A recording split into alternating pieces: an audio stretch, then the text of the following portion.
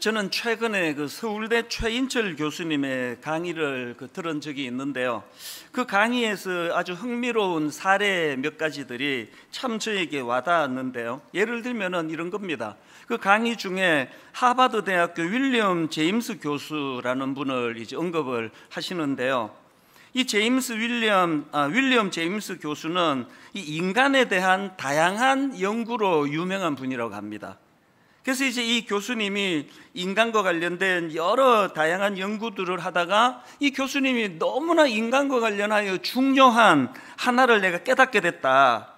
그게 뭐냐 하니까 이 인간이란 이거 하나를 바꾸면 인생이 바뀌게 된다. 그러니까 이것만 바꾸면 인생이 바뀔 수 있다 하는 이것 하나를 발견했다는 겁니다. 뭘 것 같으세요? 이 하나가 뭘까요? 그래서 제가 화면으로 이 윌리엄 제임스 교수님의 그 말을 이게 띄워 드렸는데요. 저 관로 안에가 뭔지를 한번 스스로 생각해 보시면 좋겠습니다. 우리 세대의 가장 위대한 발견은 인간이 자신의 관로, 자신의 무엇을 바꿈으로써 자신의 인생을 바꿀 수 있다는 점이다. 아마 지금 각자가 지금 막 생각이 많을 텐데요. 아마 그 자기의 열등감이 또 그 관로 안에로 대시될 경우도 많을 거예요. 예를 들면은 어떤 분은 지금 자신의 외모가 바뀌면은 내 인생이 바뀔 것 같다. 이렇게 생각하는 분도 계실 거고요. 또 어떤 분은 학력, 어떤 분은 성격, 각자마다 이제 그 생각이 다 다를 텐데 그 강사님이 이제 자기 친구한테 그 이야기를 했대요. 그래서 이제 윌리엄 제임스 교수가 이거가 바뀌면 내 인생이 바뀔 것 같다면 자네는 그게 뭘 것 같은가 그랬더니 바로 이렇게 얘기하더래요. 이렇게 얘기하더랍니다. 마누라. 웃기려고 한 얘기 같긴 한데 그게 사실이라면 아마 그분의 아내분은 남편이라고 생각을 할지도 모르겠습니다. 이런 외적인 조건이 바꾸어서 내 인생이 바뀌는 게 아니고요. 이제 저 관로 안에 자신의 무엇을 바꿈으로써 자신의 인생을 바꿀 수 있다는 점이다 할 때 저 관로 안에 정답은 이 미국 사람이니까 영어로 attitude예요. attitude. 우리말로 하면은 이 마음의 태도. 인간은요 그 마음의 태도를 바꿈으로 인생이 달라질 수 있다. 이런 그 인간 연구에 굉장한 권위를 가진 하버드 교수님이 그런 말을 했다는 겁니다. 참 그 주장이 옳다고 생각이 되는 게요. 여러분 그 빅터 프랭클 박사라고 아시죠? 2차 대전 당시에 그 나치가 만든 아우슈비츠 강제 수용소에 끌려가서 그야말로 그 절망의 구렁텅이를 뒹굴 것 같은데 끝까지 그 죽음의 문턱까지 갔지만 아주 그 강인한 정신력으로 버텨내고 그래서 살아남은 그런 아주 대단한 인물 아닙니까? 이분이 이제 자기가 경험한 그 끔찍한 아우슈비츠 강제 수용소의 공포를 기억하면서 내린 결론이 하나 있는데요. 자, 이것도 화면으로 띄워드렸거든요. 관로를 한번 정답을 맞추어 보세요. 인간에게서 모든 것을 다 빼앗아갈 수 있지만 한 가지 자유는 빼앗아갈 수 없다. 바로 어떤 상황에 놓이더라도 삶에 대한 관로만큼은 자신이 선택할 수 있는 자유이다. 뭘 것 같으세요? 정답은 똑같습니다. attitude, 삶의 태도. 이거는 우리로 치면은 그 무슨 간증 비슷한 자기 경험에서 나온 이야기 아닙니까? 그 히틀러의 나치가 자기의 모든 걸 다 빼앗아 갔습니다. 그래서 자기를 그 수용소에 가두기까지 했는데 모든 걸 다 빼앗아 갈 수 있지만 그 나치가 이런 상황에서도 흔들리지 않는 내 마음의 태도, 이 애티튜드만큼은 그들이 빼앗아 갈 수 없다. 그리고 이것을 뺏기지 않았기 때문에 나는 그 절망의 수용소에서도 희망으로 살아낼 수 있었다. 이게 바로 애티튜드라는 겁니다. 이런 강의를 쭉 하시는 그 교수님이 보니까 그 크리스찬 같으세요. 성경을 가지고 또 설명을 하네요. 우리가 잘 아는 빌립보서 2장 5절 너희 안에 이 마음을 품어라 곧 그리스도 예수의 마음이니 여기 나와 있는 이 마음을 영어 성경으로 보니까 예수 그리스도의 애티튜드라고 그러는데 그래서 제가 강의가 끝나고 막 찾아봤습니다. NIV에 이렇게 돼 있더라고요. Your attitude should be the same as that of Christ Jesus. 우리말 그대로 NIV 말씀을 직역하자면 너의 이것이 예수님의 그것과 같아야 된다. 너의 이것이 attitude래, attitude. 사람을 대하시는 예수님의 attitude. 십자가를 앞에 놓고 예수님이 가지셨던 attitude.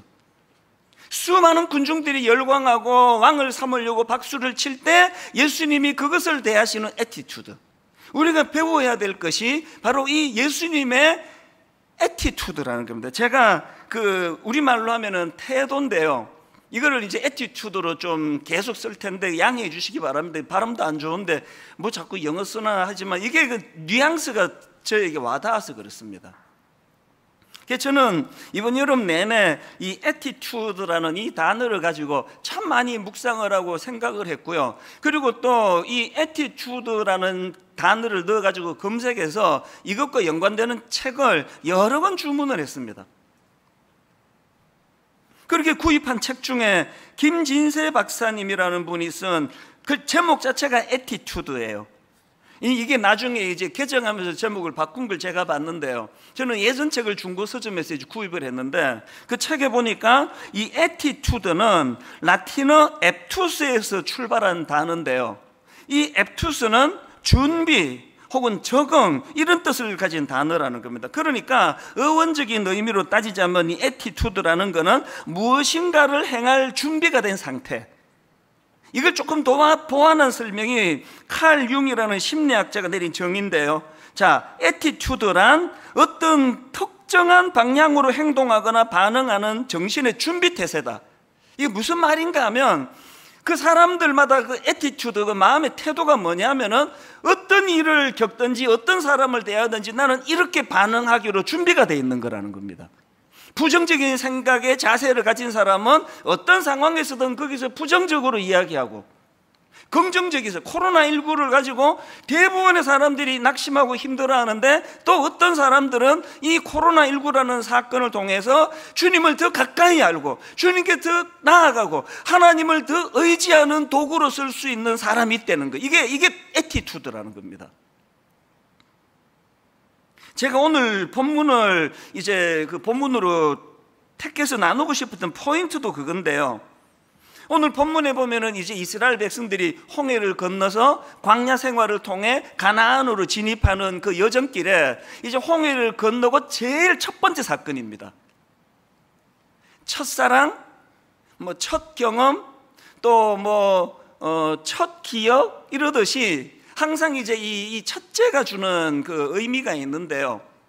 지금 이스라엘 백성들이 하나님 은혜로 홍해를 건너 이스라엘 그 광야를 배회하는데 첫 번째 경험이 오늘 본문에 나오는 마라의 썬물입니다. 그 광야를 배회하다가 막 목이 타들어가는데 갈증을 느끼는데 물이 있어서 보니까 이게 썬물이에요. 마실 수 없는 물입니다. 그래서 이제 너무 괴로워하고 있으니까 하나님께서 그 썬물을 단물로 바꾸어 주셨다. 그리고는 나는 너희들을 치료하는 여호와다 이렇게 말씀하셨다는 간단한 내용인데요. 여기에 굉장히 중요한 메시지들이 많이 담겨 있다는 겁니다.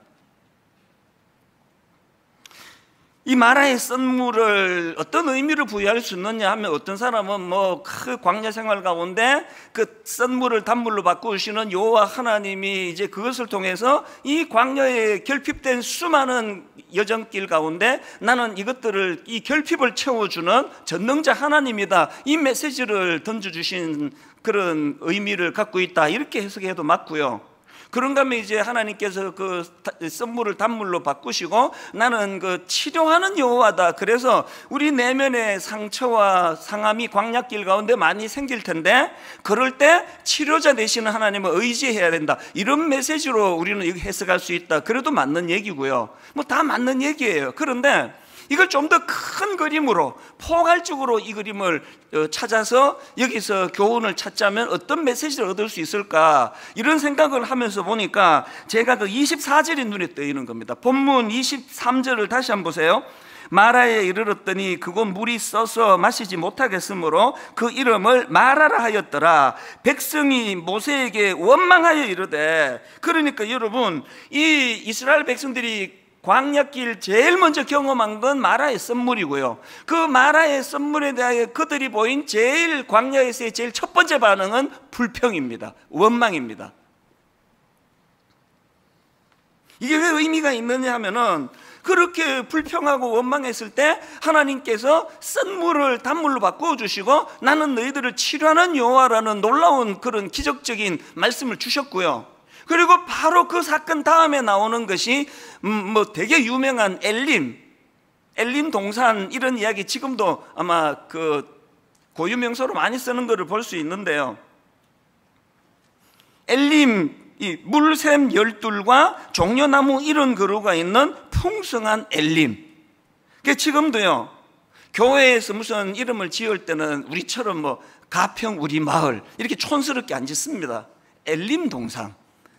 이게 뭘 의미합니까? 풍성, 풍요.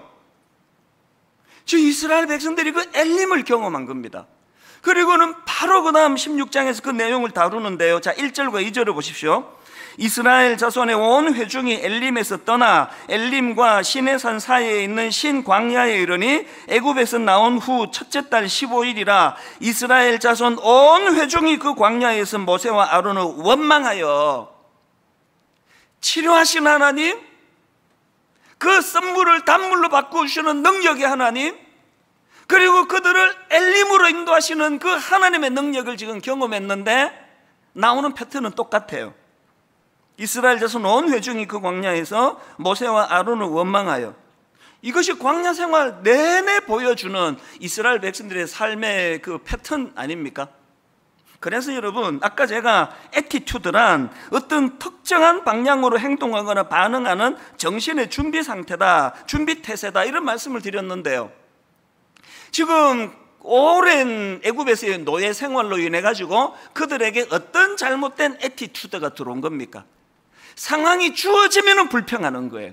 상황이 주어지면 원망하는 거예요. 이런 노예 근성이 그들 안에 있는 이 상황이기 때문에 하나님께서는 그 광야에서 일어나는 모든 일들마다 그것을 해결해 주시는 과정에서 하나님을 통해 그들 안에 있는 이 잘못된 애티튜드, 잘못된 삶의 태도, 이걸 교정해 나가시기 원하는 곳이 광야라는 것입니다.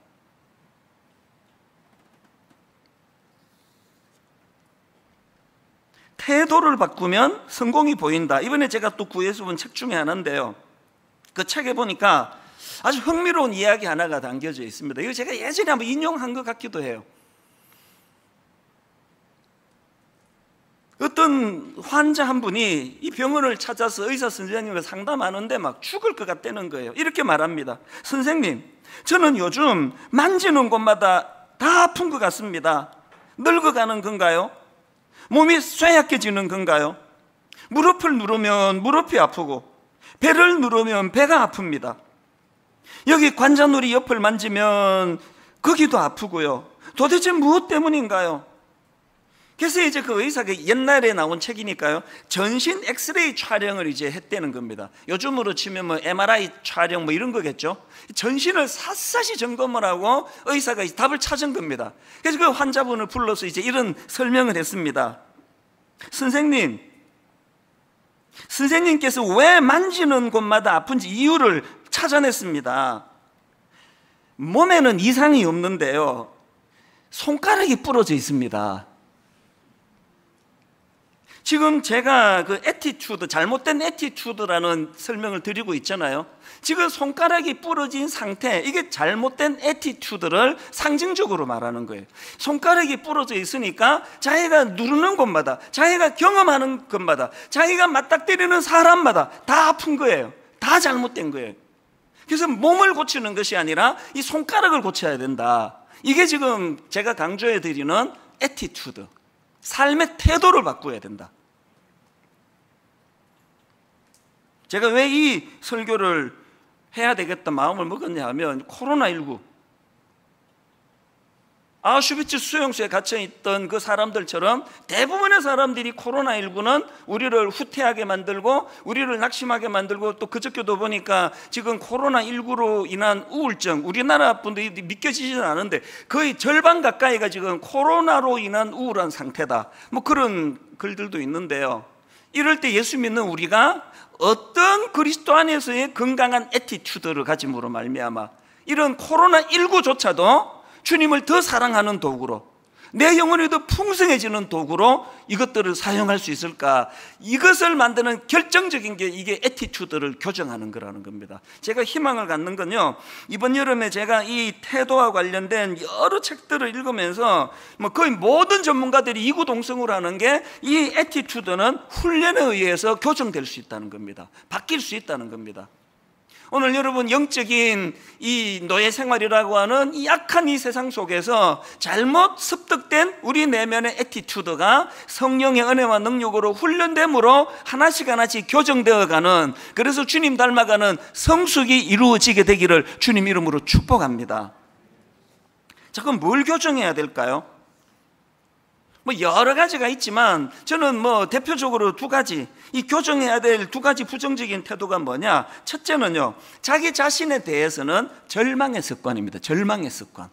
이 절망의 습관, 여러분이 너무나 잘 아시는 이제 가나안 정복을 코앞에 두고 가데스 바네아에서 12명의 정탐꾼을 현지를 둘러보고 왔더니 딱 10대 2로 10명의 정탐꾼의 그 보고가 이렇습니다. 민수기 13장 32절 33절, 이스라엘 자손 앞에서 그 정탐한 땅을 악평하여 이르되 우리가 두루 다니며 정탐한 땅은 그 거주민을 삼키는 땅이요 거기서 본 모든 백성은 신장이 장대한 자들이며 거기서 네피림 후손이 아낙 자손의 거인들을 보았나니 우리는 스스로 보기에도, 이 중요합니다, 스스로 보기에도 메뚜기 같으니 그들이 보기에도 그와 같았을 것이니, 이 원리를 아셔야 됩니다. 내가 나를 메뚜기처럼 보면 그들도 나를 그렇게 본다는 거예요. 내가 나를 초라하게 인식하면 그들도 나를 초라한 인간으로 낙인 찍는다는 사실이에요. 지금 광야 생활을 그렇게 오래 배회했으면서 그들 내면에 아까 제가 그 애티튜드에 대한 그 정의를 해드렸잖아요. 애티튜드란 어떤 특정한 방향으로 행동하거나 반응하는 정신의 준비태세다. 이미 그들은 난 메뚜기다, 난 보잘것없다, 우리는 비참한 인생이다. 그래서 뭘 보고 오든지 간에 그들 앞에 우리는 메뚜기 같은 존재다라고 대답할 준비가 되어 있으니까 그것만 보이는 거예요. 똑같은 것을 보고 온 그 두 사람 있잖아요. 요수아와 갈렙. 똑같은 것을 봤는데 그 장대한 사람들을 보고 그도 우리 밥이다, 우리 그도 이길 수 있다, 이게 애티튜드라는 거예요. 여러분이 보여지는 사물은 어떤 것들이세요? 온 사물이 다 시뻘겋게 보이세요? 시퍼렇게 보이세요? 노랗게 보이세요? 그 색깔 안경을 끼고 있어서 그런 거예요. 성령의 안경으로 바꾸게 되시기를 바랍니다. 안경을 바꾸시면 보는 바탕 색깔이 달라질 수 있다는 그 이야기거든요. 저는 이런 점에서 자기 자신에 대해서는 이 절망의 습관이라는 이 표현을 썼는데요. 여러분, 그 요한복음 5장에 보면은 예수님께서 38년 된 병자를 고쳐주시는 내용이 나오지 않습니까? 그런데 그 과정에서 예수님이 참 이상한 질문을, 뻔한 질문을 던지십니다. 요한복음 5장 6절, 예수께서 그 누운 것을 보시고 병이 벌써 오래된 줄 아시고 이러시되 네가 낫고자 하느냐? 한 3일 굶은 사람한테 배고프세요? 이렇게 물으면 그 신뢰 아닙니까? 38년 동안 너무너무 사모했지만 병을 고칠 수 없어 낙심해 있는 이분한테 주님이 네가 낫고자 하느냐? 왜 이런 당연한 뻔한 질문을 하셨을까? 그런데요, 저는 이 예수님의 질문의 의도를 이 환자의 답 속에서 찾습니다. 네가 낫고자 하느냐 물었더니 7절에 병자가 대답하되 주여 물이 움직일 때에 나를 못에 넣어주는 사람이 없어 내가 가는 동안에 다른 사람이 먼저 내려가나이다. 지금 예수님이 물은 건 네가 낫고자 하느냐예요. 그러면 이런 나쁜 습관이, 나쁜 애티튜드가 없는 사람이면 그도절미하고 네, 낫고 싶습니다, 그게 내 소원입니다, 그래야 되는 거 아닙니까? 이 38년 된 병자의 가슴 깊이 뿌리 내리고 있는 자신에 대한 절망의 습관이에요. 예수님은 이걸 물으셨는데 답은 저거예요. 왜? 아까 그 애티튜드 나왔잖아요. 뭐라고 묻든지 간에 자기 마음에는 세상에 대해서는 원망과 불평이고 자기 자신에 대한 비참한 절망이거든요. 이런 이유 때문에 내가 아직도 이러고 살고 있습니다.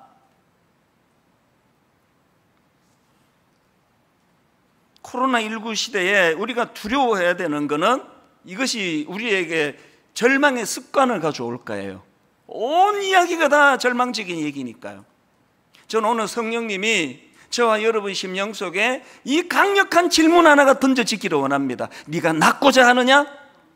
네가 낫고자 하느냐는 질문 앞에 이 절망의 습관으로 답하지 마세요. 하나님, 우리 가정이 얼마나 비참한지 아십니까? 하나님, 코로나19 때문에 지금 경제적으로 죽을 것 같습니다. 주님은 그 38년 된 병자 내면에 오래된 절망의 습관을 교정해 주시기를 원하십니다. 그런가 하면 두 번째로 우리가 교정해야 될 부정적인 태도가 하나 더 있는데요, 자기 자신에 대해서는 절망의 습관이라면 타인에 대해서는 원망의 습관입니다. 원망의 습관.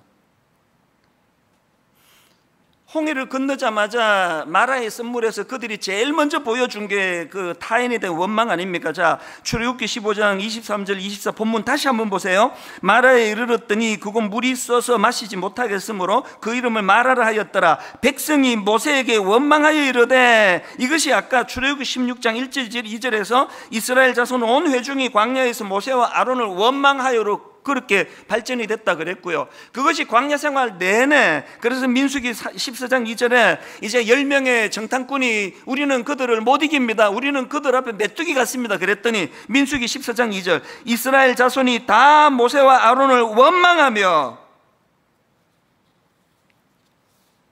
이를 악물고 나 자신에 대하여 뿌리 깊은 이 절망의 습관, 어떤 상황에 맞닥뜨리든지 간에 나는 안 된다, 나는 초라한 인생이다, 나는 성공할 수 없다, 우리 가정은 회복이 어렵다, 이 절망의 습관이 절망의 습관.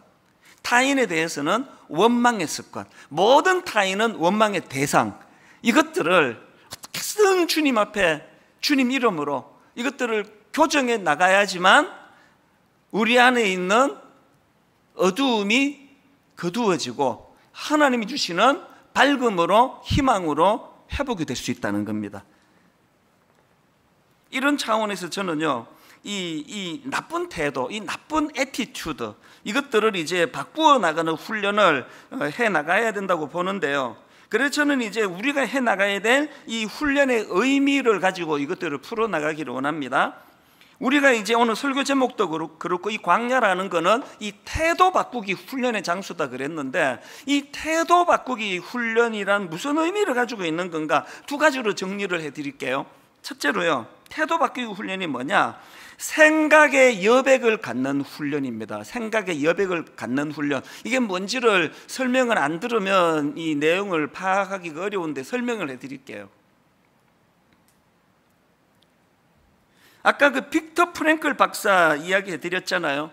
최인철 교수님이 이 빅터 프랭클 박사님과 관련한 너무 중요한 컨셉 하나를 강의해서 저는 참 감사하게 생각합니다. 빅터 프랭클 박사가 주창한 그 개념 중에 자극과 반응 사이의 공간, 다시요, 자극과 반응 사이의 공간, 이런 개념을 설명하는데요. 이게 뭘 말하는가 하면은, 이 빅터 프랭클 박사가 아우슈비츠 강제 수용소에서 이제 관찰하면서 보니까 너무나 희한한 거예요. 똑같은 지금 그 절망적인 수용소에 갇혀 있는데 뭐 대부분이 사람이 그랬겠죠. 대부분의 사람들이 절망의 수용소에서 희망이란 찾을 수가 없으니까 인간성을 잃어버리고, 그리고는 이제 우울하고 막 자살하고 내버려둬도 그렇게 시들시들 인간성을 상실해 버리는데, 그런데 그 중에서 그런 절망적인 상황 속에서도 인간의 존엄을 절대로 놓치지 않고 어떤 경우에도 삶을 포기하지 않고 절망하지 않는 사람들이 있더라는 겁니다. 사실은 자기 자신도 그 중에 한 사람 아닙니까? 그 얘기 다 아시죠? 이 빅터 프랭클 박사가 인간의 존엄을 거기서 잃지 않기 위해 가지고 어디서 그 낡은 그 깨진 유리병 조각을 구해 가지고 아침마다 일어나 가지고 피가 터지도록 면도하는 장면. 내가 이 인간의 존엄을 잃지 않기 위하여, 이게 희망을 붙들기 위해서. 그래서 이분이 이제 그 질문한 게 뭐냐, 이 차이가 어디서 나오느냐는 거예요. 이 똑같은 절망의 그 수용소에서 왜 어떤 사람은 절망으로 죽어가고 인간의 존엄을 다 잃어버리는데 왜 어떤 사람은 이렇게 존엄을 잃지 않고 희망을 잃지 않는가? 거기서 발견한 게 바로 자극과 반응 사이의 공간이라는 겁니다.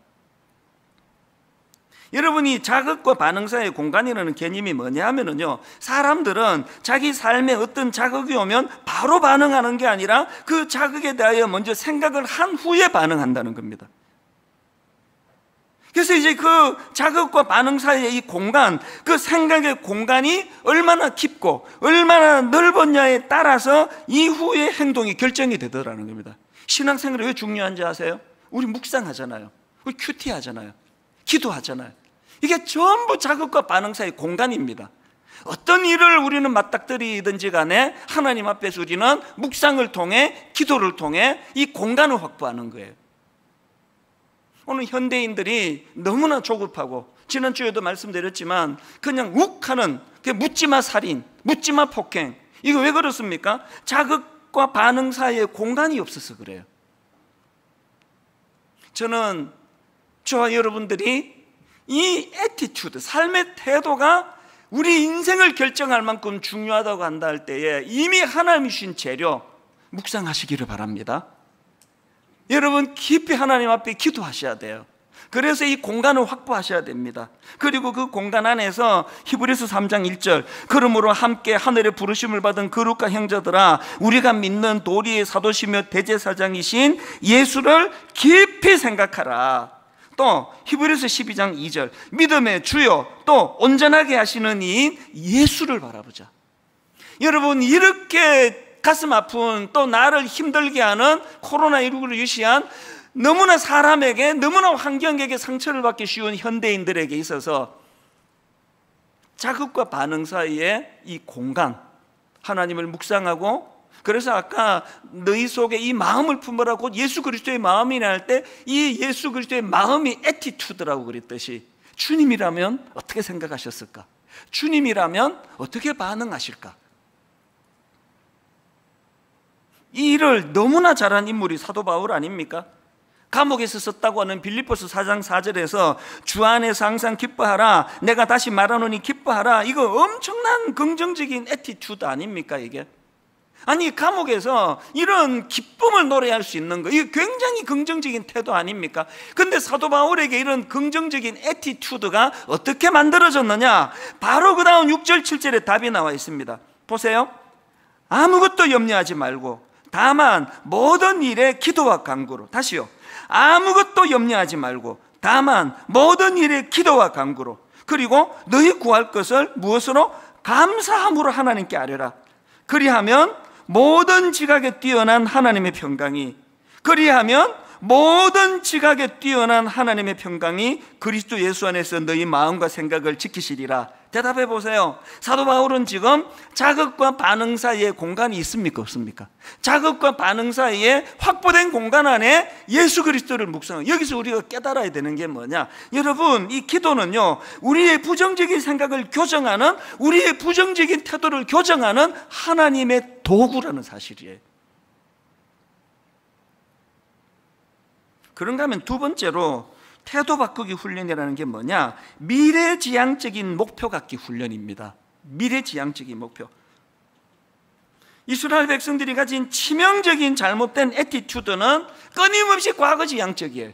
그 출애굽기 한번 읽어보세요. 막 틈만 나면은 과거로 돌아가자예요. 틈만 나면은 애굽으로 돌아가자예요. 민수기 14장 2절부터 4절도 보십시오. 이스라엘 자손이 다 모세와 아론을 원망하며 온 회중이 그들에게 이르되, 우리가, 그 다음 보세요, 우리가 애굽 땅에서 죽었거나 이 광야에서 죽었으면 좋았을 것을 지금 과거 얘기를 하고 있습니다. 그 다음 3절, 어찌하여 여호와가 우리를 그 땅으로 인도하여 칼에 쓰러지게 하려 하는가? 우리 처자가 사로잡히리니 애굽으로 돌아가는 것이 낫지 아니하랴. 그래서 결론 4절, 이에 서로 말하되 우리가 한 지휘관을 세우고 애굽으로 돌아가자. 제가 코로나19가 여러분을 생각하면서 두려운 게 이거예요. 오늘 그렇게 믿음 좋아 보이는 어떤 분에게 있어서 코로나19 때문에 교회당 가서 예배를 드리지 못하는 게 조금 길어짐으로 말미암아 우리가 애굽으로 돌아가자, 하나님 알던 이전으로 돌아가자. 오늘 우리가 하나님 앞에 이 애티튜드, 이게 내 인생을 결정한다고 한다면 하나님 오늘 이 상황들이 재료가 되어서 미래지향적인 인물이 되기를 원합니다. 그래서 여러분 지금과 같은 때는요, 빌립보서 3장 13절 14절을 묵상하셔야 됩니다. 형제들아, 나는 아직 내가 잡은 줄 여기지 아니하고 오직 한 일, 즉 뒤에 있는 것은 잊어버리고 앞에 있는 것을 잡으려고 표대를 향하여 그리스도 예수 안에서 하나님이 위에서 부르신 부름의 상을 위하여 달려가노라. 세 번역으로 14절 끝부분을 보니까 목표점을 바라보고 달려가고 있습니다. 한 2주 전서부터 제 마음에 막 춤을 추면서 상상하는 게 하나 있습니다. 그랬더니 그저께부터 또 막 뉴스가 더 저를 자극을 시키는데요. 뭐냐 하니까 요즘에 저는 이제 새벽에 말씀 묵상을 막 머리에 집어넣고 1시간 한 20분 정도 빠른 걸음으로 한 10,000보씩 걷거든요.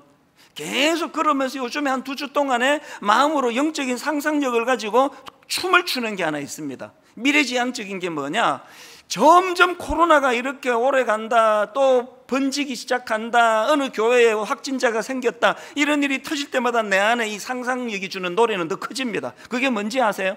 계속 상상하는 게, 여러분 코로나19가 언젠가는 끝날 거 아닙니까? 백신 나오고. 내 마음의 상상력이 이거예요. 어느 날 국가적으로 국민 여러분, 드디어 코로나19가 종식되었습니다, 이렇게 선언되는 바로 그 다음 주일날 전 교회적으로 모여 축제 같은 예배를 드리는 꿈을 꾸기 시작했습니다. 너무 가슴이 벅찬 거예요. 막 마스크 다 벗어 던져버리고 막 답답해 힘드시잖아요. 그리고 막 이게 드문드문 앉아있으니 이게 무슨 재미예요. 막 옛날처럼 막 더운데 막 딱딱 들어붙고 앉고 막 인사하다가 침 막 튀고, 저는 막 거룩한 침이 막 여기저기서 터져 나오는 그날을 꿈꾸고 있습니다. 내 침이 저분에게 튀고 저분의 침이 내게 튀어도 해를 주지 않은 막 그 상상을 해요. 그래서 이제 코로나19가 종식되었습니다라는 국가적인 선포가 있고 난 바로 그 다음 주일 예배가 한 번도 드려보지 못한 가슴 벅찬 예배가 되기를 꿈꾸고 있습니다. 같이 꾸십시다. 마음껏 내 교회로 달려갈 수 있고, 누구에게도 주저하지 않고 무슨 이야기든 침튀가면서 할 수 있고, 껴안아줄 수 있고, 축복할 수 있고, 눈물을 닦아줄 수 있고, 한 2주 동안에 제 마음에 너무너무 기쁨을 줍니다. 아침에 저는요, 여름이 너무 좋거든요. 딱 하나라 그래, 이유 2가지라 그랬는데 수박은 원래 맛이 없어가지고 별로 기대가 안 되고요. 나는 이 새벽에 여름 아침이 길어서 너무 좋아요. 이제 그 하지를 중심으로 요즘에 해가 조금씩 이제 짧아지는 게 너무 아까워요. 지금 그 이른 새벽에 막 빠르게 걸으면서 꿈을 꾸는 겁니다. 상상하는 겁니다. 표대를 향하여. 아까 일부 시간에요, 아침 7시 예배 아닙니까? 성도님들하고 이제 설교 말미로 이 찬양을 부르는데요, 주님 다시 오실 때까지 나는 이 길을 가리라. 현실은 너무 좁은 문입니다.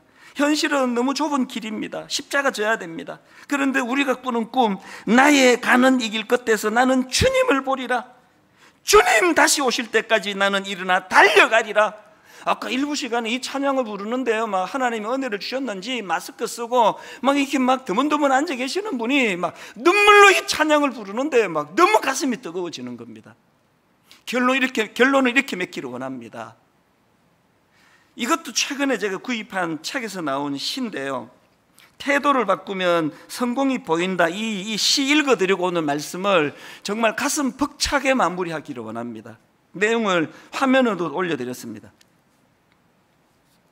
이 배는 동쪽으로, 저 배는 서쪽으로 갈세. 똑같은 바람이 불어오느나, 그러나 배가 어디로 가는지는 바람이 아니라, 그러나 배가 어디로 가는지는 바람이 아니라 돛의 방향에 달렸나니, 인생의 항로에 폭풍이 몰려와도 우리의 갈 곳을 결정하는 이는 우리 마음의 방향임에 폭풍이나 삶의 싸움이 아니어라. 오늘 여러분, 너무너무 기대감을 가지고 가정을 출발했다가 그 상대방에게 상상할 수 없는 아픔을 경험하신 분, 꿈을 가지고 시작한 그 사업에 폭풍이 몰려와 어려움에 빠져 계시는 분, 건강을 다치신 분, 배가 어디로 가는지는 바람이 아니라 돛의 방향에 달렸나니, 성령님이 주시는 예수 그리스도를 닮은 태도를 회복하심으로 말미암아 모든 전문가들이 얘기하잖아요. 환경이 아니라 그 환경을 대하는 그 사람의 애티튜드, 그 사람의 태도가 그 사람의 행복을 결정한다. 예수 믿는 저와 여러분은 태풍이 없는 인생이라서 행복한 것이 아니라, 배가 어디로 가는지는 바람이 아니라 돛의 방향에 달렸나니, 더 많은 광풍으로 힘들어하시는 분이 계시다면 그 돛의 방향을 정해주시는 하나님 은혜로 더 많은 활력이 여러분 삶 속에, 여러분 가정에 부어지게 되기를 주님 이름으로 축원합니다. 최근에 나온 책 중에서 그 축구 선수 손흥민 선수 아버지 되시는 손웅정 씨가 쓴 책이 있는데요, 이 책 제목이 모든 것은 기본에서 시작한다, 이런 제목의 책입니다.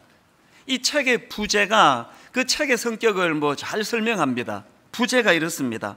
실력도 기술도 사람 됨됨이도 기본을 지키는 손웅정의 삶의 철학, 이렇게 되어 있는데요, 이게 뭘 의미하는지는 책 앞부분 조금만 읽어보면 금방 이해할 수가 있습니다. 그 책에 나오는 그 몇 구절을 좀 제가 인용해 드리려고 하는데요, 이런 내용입니다. 어릴 때부터 아이들에게 강조하는 몇 가지가 있다. 겸손하라. 너에게 주어진 모든 것들은 다 너의 것이 아니다. 감사하라. 세상은 감사하는 자의 것이다. 삶을 멀리 봐라. 욕심을 버리고 마음을 비워라. 마음을 비운 사람보다 무서운 사람은 없다. 또 이런 구절도 있었습니다. 상대가 넘어지는 것을 보면 그 상황이 공을 툭 차면 골문으로 들어갈 수 있는 좋은 찬스라 하더라도 공을 바깥으로 차내라. 사람부터 챙겨라. 너는 축구 선수이기 이전에 사람이다. 사람이 먼저다. 한 부분만 더 읽어드리겠습니다. 나에게 스포츠맨십을 한 단어로 표현하라면 바로 리스펙트다. 상대 선수에 대한 존중, 같이 뛰는 선수들에 대한 존경. 왜 이 책의 부제가 실력도 기술도 사람 됨됨이도 기본을 지키는 삶의 철학이라고 그렇게 정했는지 이해가 되시죠? 축구 선수인 아들을 위하여, 본인도 축구 선수 출신이니까 골 넣는 법, 또 수비를 따돌리는 법, 이런 거를 가르칠 것 같은데 전부 가장 인간 됨됨이, 인품, 사람을 존중하는 거, 그 책에 보면 이런 내용으로 꽉 차 있습니다. 언젠가 손흥민 선수가 이런 말을 했다고 하네요. 저의 축구는 온전히 아버지의 작품입니다. 이 세상의 아버지로서 자식들한테 이런 말 듣는 것보다 더 기쁨이 있겠습니까? 제가 추수감사절을 앞두고 오늘 설교 준비를 하면서 이 손흥민 선수 아버지가 자녀 교육을 어떻게 했는가, 가장 인성교육, 기본적인 됨됨이 이런 교육을 시키는 걸 보면서 하나님께서 광야에서 우리들을 어떻게 훈련시키기를 원하시고 무엇에다 초점을 두고 있는가, 이게 너무 연상이 되는 겁니다. 홍해를 건넌 이스라엘 백성들에게 하나님께서 원하셨던 교육이 딱 이 손흥민 아버지의 생각하고 너무 똑같으신 거 아닙니까? 오늘 본문 말씀은 이스라엘 백성들이 홍해를 건넌 이후에 약 한 달 정도 지난 시점입니다. 그들이 홍해를 건너 지금 광야 생활을 시작했는데 하나님께서는 그 목적지 가나안으로 도달하기 전에 이 그들이 거쳐가는 그 광야를 훈련 장소로 정하신 겁니다. 왜 광야를 훈련 장소로 정하셨느냐 하니까 여러분 다 아시다시피 지금 그 이스라엘 백성들은요, 태어나서부터 지금까지 노예입니다. 노예. 나 보니까 윗대 그 윗대 전부 노예로 살았던 그 내력을 가지고 있거든요. 그러다가 보니까 지금 그들은요, 몸은 애굽의 압제로부터 벗어나 홍해를 건넜지만 그들이 머리부터 발끝까지 이 노예 근성으로 꽉 차 있는 겁니다. 주도적인 삶이 뭔지를 전혀 모르고 상황과 환경에 늘 매여 살고, 하나님께서는 목적지로 한 가나안에 도달하기 전에 이 이스라엘 백성들이 하나님의 자녀다운 그런 주도적인 삶을 살고 인격적으로 성숙해지고 이런 훈련 장소로 그 광야를 택하신 겁니다. 그런데 하나님께서 훈련하시는 초점을 보면은요, 이제 가나안 정복 전쟁을 위한 준비, 무기 쓰는 법 하나도 없습니다. 하나님의 훈련은요, 딱 두 가지예요. 어떤 상황에서도 전적으로 하나님만을 의지하는 훈련, 또 그런가 하면은 하나님 백성다운 인격 훈련, 겸손 훈련, 자족하는 훈련, 전부 다 이런 훈련입니다. 여러분, 제가 왜 손흥민 선수 아버지의 교육이 이 하나님의 말씀을 묵상하다가 그 책이 떠올랐는지 이해가 되시죠? 이런 차원으로 오늘 본문을 제가 묵상하다가 보니까요, 이스라엘 백성들이 홍해를 건너고 나서 제일 먼저 한 게 뭐냐 하니까요, 원망과 불평입니다. 출애굽기 15장 22절부터 보십시오. 모세가 홍해에서 이스라엘을 인도하며 그들이 나와서 수르 광야로 들어가서 거기서 사흘 길을 걸었으나 물을 얻지 못하고 마라에 이르렀더니 그곳 물이 써서 마시지 못하겠으므로 그 이름을 마라라 하였더라. 그랬더니 24절, 백성이 모세에게 원망하여 이르되 우리가 무엇을 마실까 하며, 이게 왜 이 어이없는 그 장면인가 하면은요, 바로 앞구절에 보면은 이제 홍해를 건너는 과정에서 그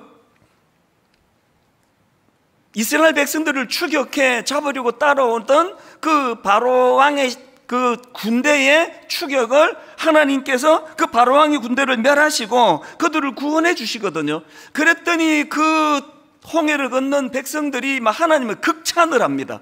그게 출애굽기 15장 1절 2절부터 나오는데요, 이때에 모세와 이스라엘 자손이 이 노래로 여호와께 노래하니 일러서되 내가 여호와를 찬송하리니 그는 높고 영화로우시며 말과 그 탄자를 바다에 던지셨음이로다. 여호와는 나의 힘이요 노래시며 나의 구원이시로다. 그는 나의 하나님이시니 내가 그를 찬송할 것이요 내 아버지의 하나님이시니 내가 그를 높이리로다. 이렇게 출애굽기 15장 1절부터 하나님을 극찬하는데요, 이게 무려 21절까지 계속이 됩니다.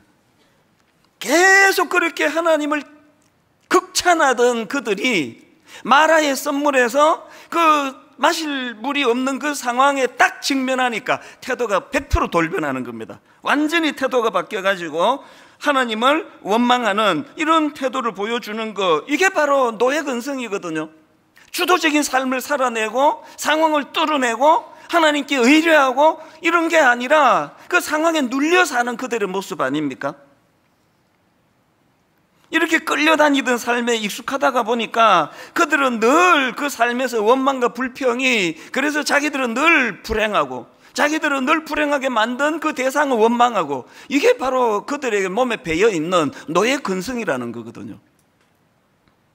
그런 그들에게 하나님이 어떤 조치를 취해 주시느냐, 25절입니다. 모세가 여호와께 부르짖었더니 여호와께서 그에게 한 나무를 가리키시니 그가 물에 던지니 물이 달게 되었더라. 거기서 여호와께서 그들을 위하여 법도와 율례를 정하시고, 그 다음 보세요, 그들을 시험하실세. 여러분, 그 썸물을 달게 만드신 그 기적도 중요하지만요, 여기서 진짜 중요한 거는 그들을 위하여 법도와 율례를 정하시고 그들을 시험하실세예요. 여러분, 그 아이들이 한 학기 이제 그 수업이 다 끝나고 방학을 앞두고 있으면 기말고사를 보잖아요. 그리고 또 중간쯤에 또 중간고사를 보지 않습니까? 그게 뭐냐 하면은 얘들이 지금 선생님이 가르치시는 이 교육을 잘 따라오고 있나? 잘 이해했나? 그걸 점검하는 게 기말고사 아닙니까? 하나님께서는 지금 광야를 그 시험 장소로 택하셔서 이스라엘 백성들에게 지금 시험하고 시험, 그 테스트를 하고 계시는 겁니다. 여러분, 이 하나님의 초점은요, 광야가 아닙니다. 하나님의 초점은 목적지 가나안이에요. 어떻게 해서든 이 가나안에 입성하기 전에 하나님을 의지하는 법을 배우고 가나안에 입성하기 전에 하나님 자녀다운 인격을 성숙한 인격으로 어떻게 만들 것인가, 하나님의 초점은 거기에 있는데, 지금 그들은 순간순간의 어떤 안락함, 순간순간의 어떤 불편함, 여기에만 초점이 있다가 보니까 그들은 늘 원망과 불평 속에 살 수밖에 없는 존재거든요. 이런 그들을 배려해서 이제 이 광야에서의 훈련을 통해서 이 노예 근성을 씻어내고 주인의식을 가지고 어떤 상황에서도 책임의식을 가지고 그 과정에서 하나님을 의지하는 이런 태도로 하나님께서 그들을 훈련시키기 원하시는 겁니다. 오늘 본문도 마찬가지입니다. 자, 오늘 본문 출애굽기 16장 1절 2절입니다.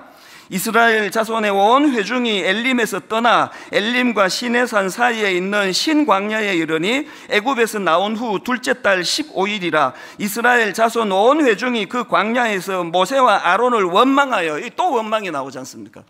이번에는 또 뭐 때문에 원망하는가 보니까 3절입니다. 이스라엘 자손이 그들에게 이르되 우리가 애굽 땅에서 고기 가마 곁에 앉아 있던 때와 떡을 배불리 먹던 때에 여호와의 손에 죽었더라면 좋았을 것을 너희가 이 광야로 우리를 인도해내어 이 온 회중이 주려 죽게 하는도다. 배가 고프다는 거예요. 이 광야 생활에 뭐 결핍된 게 많으니까 당연히 그렇겠죠.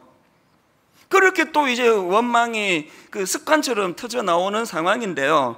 그랬더니 하나님께서 우리가 앞에서 방금 살펴본 15장과 똑같은 조치를 취하세요. 쌍둥이같이 똑같은 조치를 취하십니다. 그게 오늘 본문 4절입니다.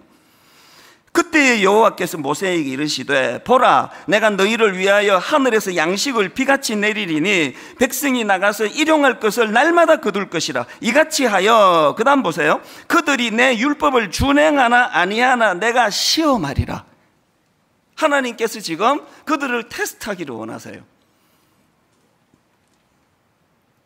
오늘은 추수감사주일 아닙니까?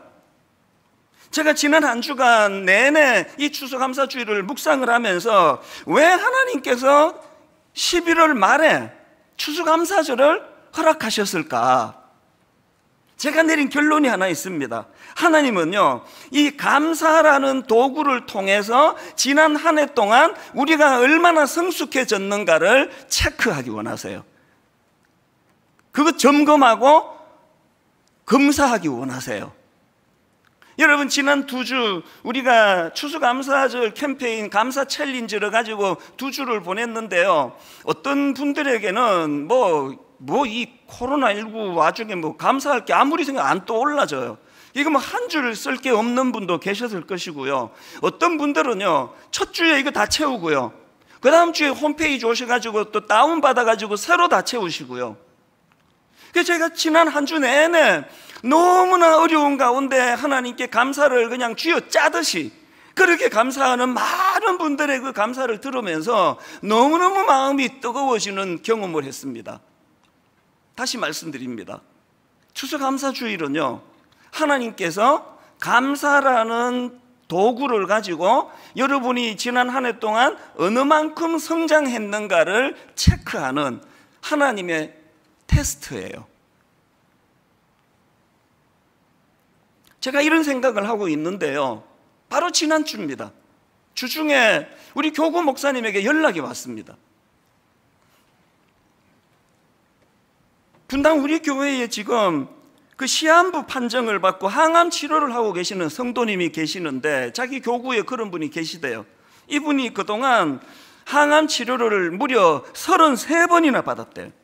여러분, 항암 치료 한번 받아보시면 알 거예요. 이거 거의 죽음입니다, 죽음. 이걸 33번이나 받으면서 눈물나게 그렇게 투병 생활을 하고 계시는데, 그동안 정말 기적적으로 잘 견뎌오신 분이에요. 그랬는데 너무 마음이 아프게도요, 최근에 건강이 급격히 나빠지셔가지고 급기야 병원으로부터 너무너무 가슴 아픈 그런 선고를 받으셨답니다. 이제 앞으로 한 2, 3개월 정도밖에 남지 않은 것 같다고. 그리고 막 고통이 얼마나 극심한지 뭐 극약 처방하듯이 그렇게 지금 주사를 맞으면서 그 고통을 버티고 계신다는 겁니다. 그래서 이제 강원도 평창에 그 고향이라고 하네요. 그 평창으로 가서 지금 그렇게 투병생활 극심한 고통을 견디고 있는데, 왜 교구 목사님이 연락이 왔냐 하면 이분이 이제 꼭 이찬수 목사님하고 통화를 하고 싶다고. 그 지난주에 제가 전화를 드렸죠. 보통 이제 이렇게 어려움 중에 있는 분들 뭐 통화하고 싶은 건 딱 한 가지 아닙니까? 기도해 달라는 거. 그 제가 전화를 그분께 전화 드렸다가, 근데 그 충격을 내가 잊을 수가 없습니다. 그것 때문에 물론 기도 원하셨겠죠. 그런데 근본적으로 저와 통화하고 싶었던 포인트는 그게 아니었어요. 뭐라고 말씀하시는가 하니까, 목사님, 내가 이 땅에서 마지막으로 정말 내가 목사님하고 꼭 통화하고 싶었습니다. 꼭 드리고 싶은 말씀이 있었습니다. 제가 분당 우리 교회에 와서 목사님을 통해 하나님의 말씀을 설교 듣고 그 과정에서 얻었던 은혜가 너무나 크기 때문에 내가 이걸 목사님께 꼭 전해드리고 싶었습니다.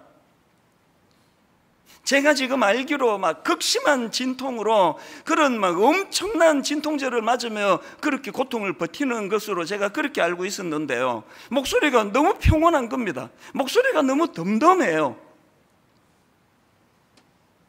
제가 이분과 그 전화 통화를 하고 끊고 난 그 다음부터 오늘 이 순간, 이 시간까지 그 통화가 제 마음에서 쟁쟁거리는 것 같아요.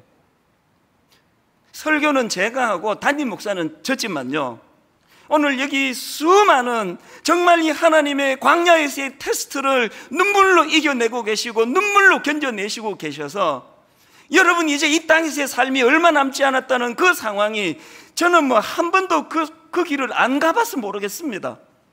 어떻게 이렇게 덤덤할 수 있을지 아시거든. 이분은 하나님의 초점은 이 땅에 있지 않다는 걸요. 하나님의 초점은 영원하신 하나님 나라에 있습니다. 그 영원한 하나님 나라에 들어갈 천국 백성다운 주님 닮은 인격적인 훈련을 위하여, 그리고 이 땅에서 온전히 주님만 의지하는 이런 하나님의 자녀로서의 훈련을 위해서 있는 것이기 때문에, 여러분 이 땅에서 너무 편하게 잘 지내는 걸 축복이라 하시면은 그거 오해십니다. 이 땅은 그렇게 잘 먹고 잘 살려고 있는 데가 아니에요. 훈련받기 위한 것입니다. 저는 그 성도님과 통화를 하고 마음에 너무 충동이 오는 거예요. 내가 이분 강원도 평창으로 정말 내가 가서 이분 정말 만나보고 싶다, 기도도 해드리고 싶지만요, 너무나 대화를 하고 싶은 거예요.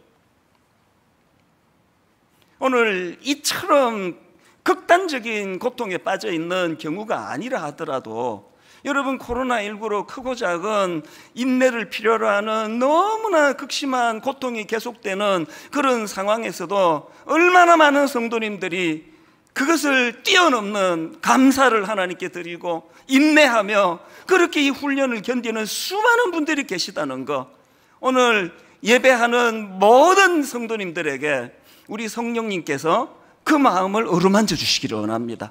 잘하고 있다, 어떻게 그렇게 훌륭하게 성장하고 있느냐.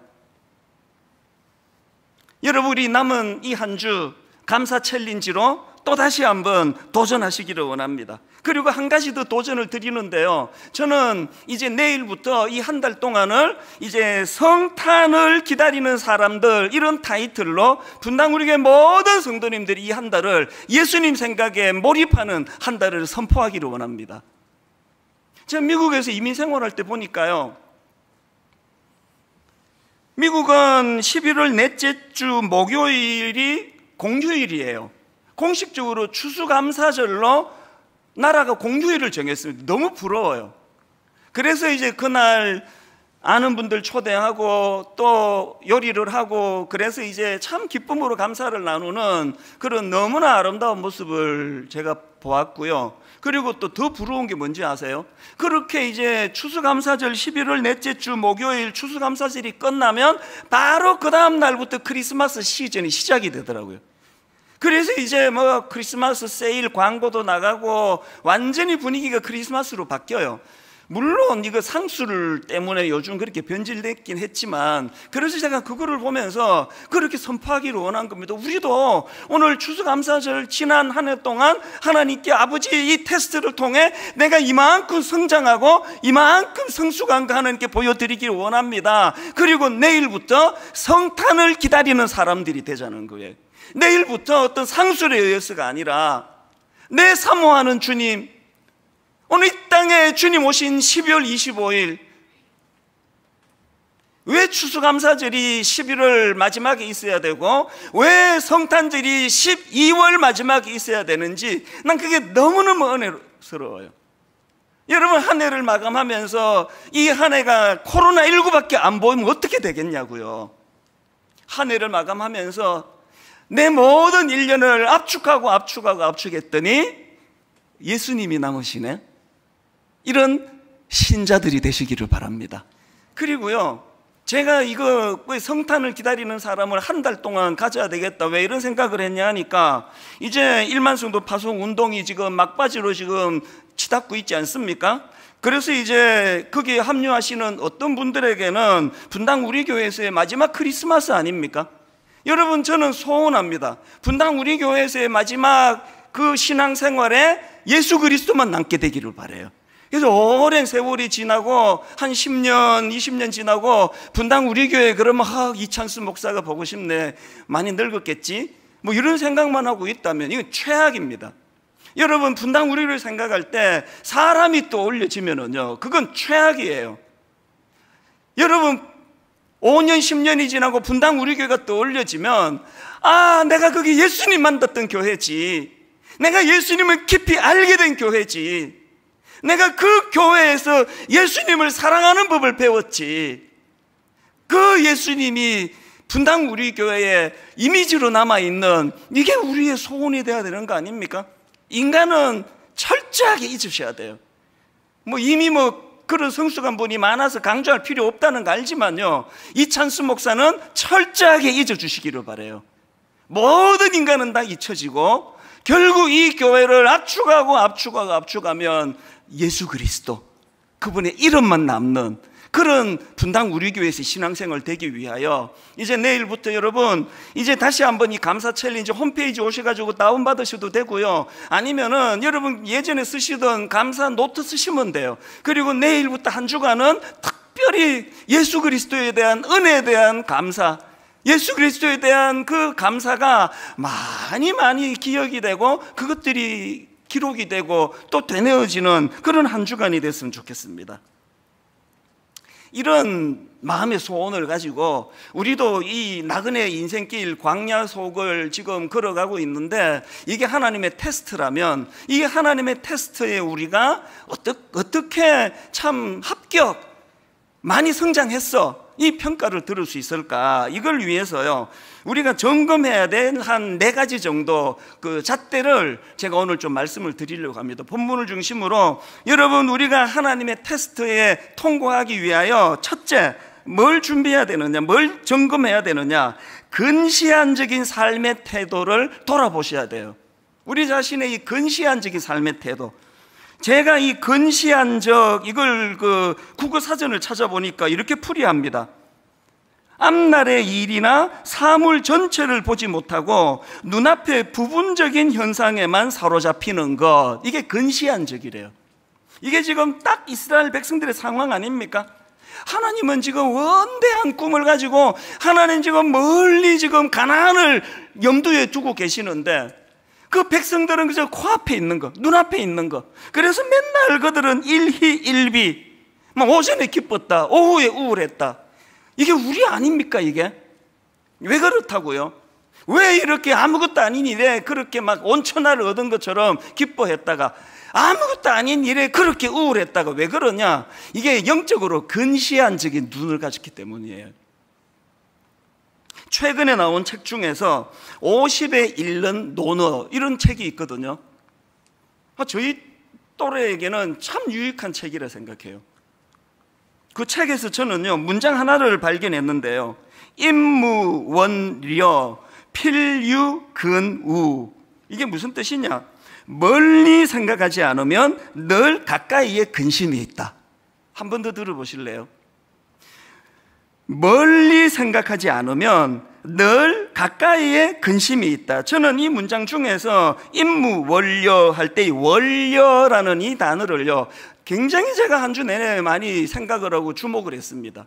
원려, 이게 무슨 뜻인가 하니까 먼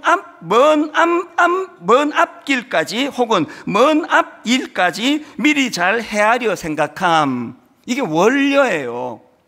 자녀 교육에 필요한 게 원려 아닙니까? 온통 그냥 수능 점수만 잘 받으면 인생이 끝나는 것처럼 원려가 없는 자녀 교육 때문에 수많은 아이들이 지금 대학 들어가서 방황하고 있는 거 아닙니까?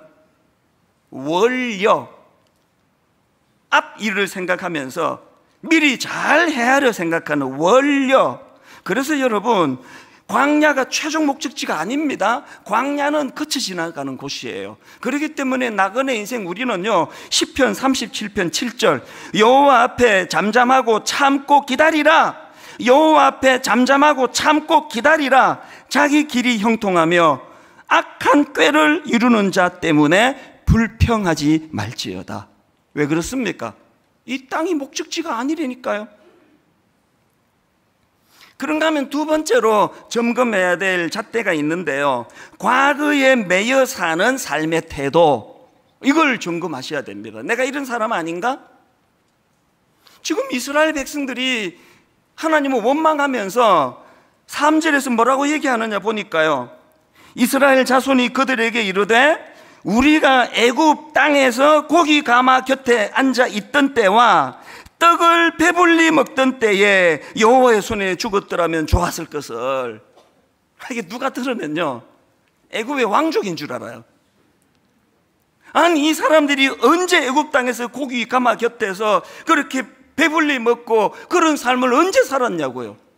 아니, 이 사람들이 세상에 자기 입으로 그 노예 생활에서 벗어나게 해달라고, 이 고통의 노예 생활에서 벗어나게 해달라고 절규하던 그 입술로 어떻게 이런 말도 안 되는 과거를 미워하는 그런 노래를 부를 수 있느냐고요.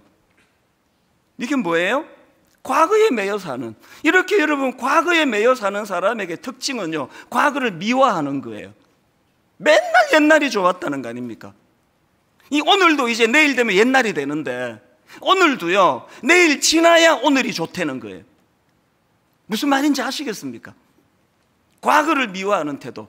우리 청년들이요, 어른들이 자꾸 라떼는 이거 싫어한다 그러는데요, 청년들이 싫어하지 않더라도 그런 말 자꾸 하시면 안 되는 겁니다. 왜? 사실은 우리가 지금 과거에 속고 있는 겁니다. 뭐가 과거가 좋습니까? 여러분, 영어로 프레젠트라는 단어 아시잖아요. 영어로 프레젠트가 현재 이런 뜻도 갖고 있지만, 선물 이런 뜻도 갖고 있지만, 현재에 이런 뜻도 갖고 있는 단어 아닙니까? 너무나 기막힌 단어라 생각해요. 오늘이 선물이에요. 오늘이 좋은 거예요. 100세 넘어 사시는 김영석 교수님 말씀에 의하면은 인생 중에서 제일 좋은 때가 언제냐 그러니까 65세 그때부터 좋았다고 그러시더라고요. 여러분, 제가 정말 부탁드리는데요, 과거에 속지 마세요. 그거는 착시 현상이고 착각이에요. 지금이 좋은 거예요, 지금이. 그래서 저는요, 막 과거에 무슨 막 한 수만 명 집회, 막 체육관에서 집회했던 사진, 막 미국에서 막 신기록을 세운 어떤 집회 사진 하나도 없습니다. 그 과거 사진 들고 뭐 하려고요? 막 몇만 명 모이는 체육관, 운동장 사진 이렇게 막 쫙 그 파노라마로 찍어가지고 벽에 붙여놓으면 그거 좋습니까? 그 지나간 게 뭐가 중요하냐고요. 그래서 사진 하나도 없습니다.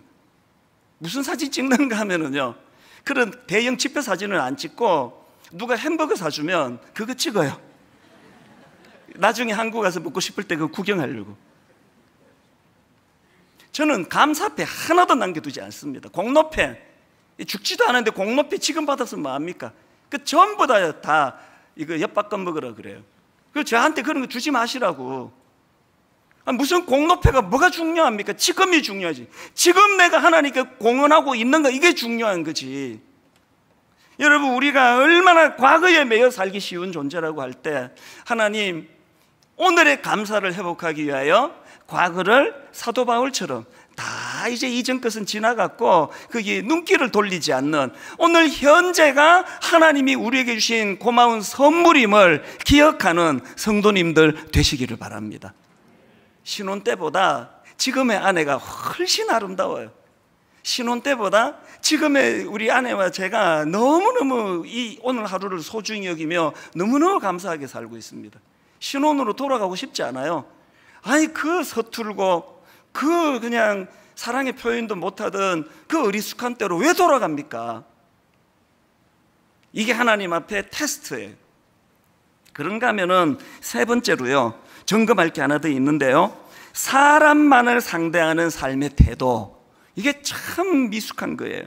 저는요, 출애굽기 15장에 나오는 한 장면을 마음에 이렇게 그 사진처럼 간직하는 장면이 있는데 한번 보십시오. 어떤 장면인가? 출애굽기 15장 24절 25절입니다.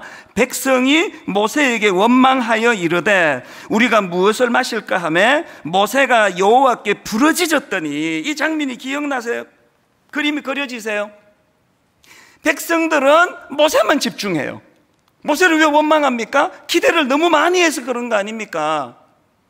사람한테 자꾸 실망했다 이런 얘기 하지 마세요. 나 우리 이찬수 목사님 실망해서. 누가 기대하랬습니까? 인간은 원래 실망하는 존재예요. 왜 백성들이 모세를 원망합니까? 백성들은 모세를 집중하고 있는데 25절을 보니까 모세는 여호와께 부르짖었더니예요.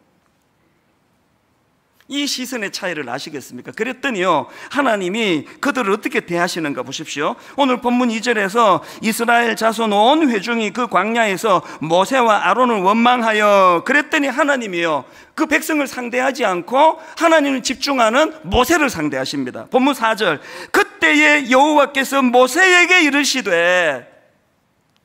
이거 놓치시면 안 됩니다. 하나님이 집중받고 싶으세요? 여러분도 하나님을 집중하세요. 왜 이찬수 목사가 잊혀져야 되는지 아십니까? 저는 여러분 앞만저 기억해도 해줄 게 아무것도 없습니다. 여러분 하나님을 기억하시면 하나님 여러분을 기억하십니다. 여러분 하나님께 눈물로 기도하면 하나님은 그 눈물의 기도를 집중하세요. 여러분의 시선은 어디를 향해 있는지 점검하셔야 됩니다. 마지막 네 번째로, 이웃을 배려하는 삶의 태도. 이것이 하나님의 시험 범위 안에 굉장히 중요한 포인트예요. 16절에서 저는요, 하나님의 지침 두 가지를, 정말 인생의 지침 두 가지를 발견하는데요, 보십시오. 첫 번째가 이겁니다. 여호와께서 이같이 명령하시기를 너희 각 사람은 먹을 만큼만 이것을 거둘지니. 하나님의 굉장히 중요한 지침이에요. 그래서 욕심내는 거 그 이튿날까지 다 먹지 못하도록 조치를 취하세요. 탐욕을 버려야 된다. 탐심을 없애야 된다. 너희 각 사람은 너희 먹을 만큼만 이것을 거둘지니. 이게 첫 번째 지침이고요. 두 번째 지침을 보십시오.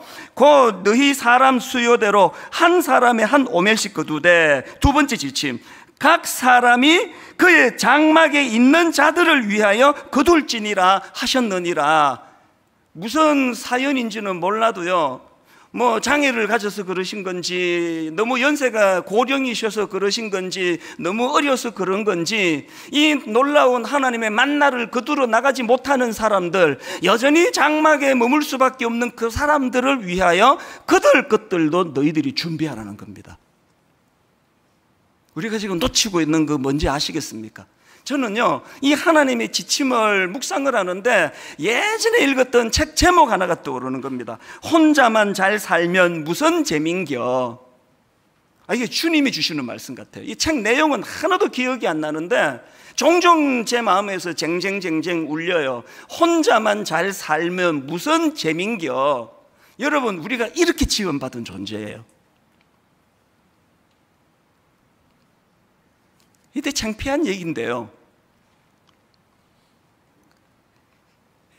나이가 이렇게 들어도 이 과자가 그렇게 맛있어요. 저는 이 담배를 안 피워서 그런지 술을 안 마셔서 그런지 단 게 그렇게 좋아. 그래서 애들하고 내가 좋아하는 게 이것들이 또 다 나 닮아요. 내 좋아하는 거 저들이 다 좋아해요. 나 먹으려고 사놓고 보면 다 없어져요. 그래서 이걸 숨겨놓고 먹을 때가 있습니다. 숨겨놓고 들키지 않고 구석에 가서 먹는데 맛있겠습니까? 이게 먹을 때까지 이게 들킬까봐 막 이렇게 먹으니까. 그래서 혼자만 잘 살면 무슨 재민겨. 다 불러가지고 같이 먹는 게 맛있고 같이 먹는 게 재밌더라, 그 얘기예요. 이 하나님의 정신이 만든 결과를 보세요. 17절 18절 이스라엘 자손이 그같이 하였더니 그 거둔 것이 많기도 하고 적기도 하나 오멜로 되어 본적 많이 거둔 자도 남음이 없고 적게 거둔 자도 부족함이 없이 각 사람은 먹을 만큼만 거두었더라. 우리 모두가 다 원하는 게 이런 세상이지만요, 이런 세상은 오지 않습니다. 어떤 경우라도 이 땅에서는 이런 세상 오지 않습니다. 오직 희망이 있다면 교회에서만 이런 역사가 일어날 줄 믿습니다. 계속 강조하잖아요. 하나님 복 주시면 누리세요. 마음껏 누리세요. 누리고 또 누리세요. 그렇게 하고도 남는 거는 지금 무슨 사연인지 장막에서 나오지 못하는 연약한 자들 몫입니다. 여러분 거 아니에요. 왜 오늘 우리가 추수감사주의 헌금을 가평 우리 마을을 위해서 사용합니까? 왜 여러분 우리가 지난 한 주 동안 정성껏 과일을 준비하고, 그리고 비대면으로 오시는 분들은 홈페이지에 들어가셔서 우리가 한 몇만 원 되는 과일 바구니를 그렇게 하나님 앞에 드립니까? 그래서 그 과일 바구니를 지난 한 해 동안 유난히 아팠던 분, 유난히 힘들었던 분들, 경제적으로 과일 하나 사 드실 수 없는 분들에게 이 과일이 전달되기를 원하십니까? 하나님의 이 원리 때문이에요. 너를 위해서는 1인분만 가져가고, 그리고 연약하고 오늘도 이 하나님의 만나를 누릴 수 없는 많은 사람들을 네가 대신해서 좀 거두어 주지 않겠니? 결론을 저는 이렇게 맺기 원합니다. 신명기 8장 16절 내 조상들도 알지 못하던 만나를 광야에서 내게 먹이셨나니 이는 다 너를 낮추시며, 잘 들어보세요, 이는 다 너를 낮추시며 너를 시험하사 마침내 너에게 복을 주려 하심이었더라. 여러분, 광야에서 테스트하시는 하나님의 이 마침내 너에게 복을 주려 하심이었느니라, 이 하나님의 마음을 좀 헤아리셔서 성숙을 향하여 하나님의 시험, 하나님의 테스트에 하나님 작년이만 때보다 부족하지만 이만큼 성장했습니다. 이만큼 감사가 늘어났고 불평이 줄어들었습니다. 그렇게 고백해내는 믿음의 성도님들 되시기를 주님 이름으로 축복합니다. 기도하시겠습니다. 하나님 아버지, 추수감사절이 감사를 매개로 한 우리 성장을 점검해 보시는 하나님의 테스트라는 사실을 깨우쳐 주시니 감사합니다. 원망과 불평이 영적인 노예 근성으로 말미암아 주도적인 삶을 살 수 없던 우리의 삶이 이 하나님의 테스트를 통하여 점점 더 성숙해지고 성장해가며 그저 내 먹을 것만 하루치밖에는 어차피 썩어서 먹지도 못할 건데 욕심을 부리던 우리의 이 탐욕이 오늘도 이런저런 아픔을 가지고 장막 안에서 하나님의 만나를 누리지 못하는 사람 몫을 챙길 줄 아는 이런 성숙한 자리로 우리를 인도하여 주시옵소서. 하나님, 오늘 추수감사주의 헌금을 가평 우리 마을을 위하여 쓰기를 원합니다. 정말 그곳이 장막에서 하나님의 만나를 누리지 못하는 마음이 무너져 있는, 하나님 그곳에서 눈물 짓고 있는 연약한 자들의 치유의 동산이 되게 하여 주시옵소서. 주님께 드리고 싶어도 드릴 수 없는 성도님들의 눈물을 닦아주시고 이미 너는 풍성히 내게 헌신하며 바쳤노라고 그렇게 위로해 주시는 예배가 되게 하여 주시옵소서. 감사드리옵고 예수님 이름으로 기도드립니다. 아멘. 출애굽, 애굽을 탈출해서 가나안을 향해 나아가던 그 긴 여정 가운데 이스라엘 백성들을 참 지혜롭게 그렇게 이끌어온 지도자 모세인데요. 오늘 저는 이 모세와 관련해서 이제 두 파트로 나누어서 이제 말씀을 전하려고 합니다. 그래서 연극으로 치면 이제 2막짜리 설교다, 이제 그렇게 이해하시고 들으시면 될 것 같습니다. 먼저 1막인데요. 1막은 이 모세가 태어나는 과정을 담고 있습니다. 오늘 본문이 그 내용인데요. 그래서 제가 이 1막의 타이틀을 왕궁으로 입성하는 모세 이렇게 잡아봤습니다. 엄밀히 말하면 이 1막의 주인공은 모세가 아닙니다. 이 1막의 주인공은 태어나자마자 그 죽음의 위기를 맞이하고 있는 그 어린 아기 모세를 향한 어머니 요게벳, 이 요게벳의 지혜, 이게 이제 1막에서 다루어질 내용의 포인트입니다.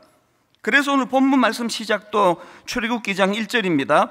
레위 가족 중 한 사람이 가서 레위 여자에게 장가들어 그 여자가 임신하여 아들을 낳으니, 이렇게 말씀을 시작합니다. 여러분 다 아시지만 모세는 태어날 때부터 죽음의 위기 속에서 태어난 인물 아닙니까? 애굽 왕이 갓 태어난 남자 아기들을 다 죽이라는 명령이 지금 선포된 상태이기 때문에 이제 태어나자마자 나일강에 버려질 위기를 갖고 태어난 모세인데요. 어머니 요게벳이 이 갈대 상자를 만드는 승부수를 띄워서 결국 아들을 살려내고 애국 공주의 아들로 입양되는 이런 드라마틱한 일들이 이제 모세의 탄생 과정에서 펼쳐지고 있는데요. 그래서 제가 1막의 그 소제목을 이렇게 잡아봤습니다. 인간의 최선과 하나님의 일하심. 오늘 설교도 이제 여기에서 제목을 잡아봤는데요.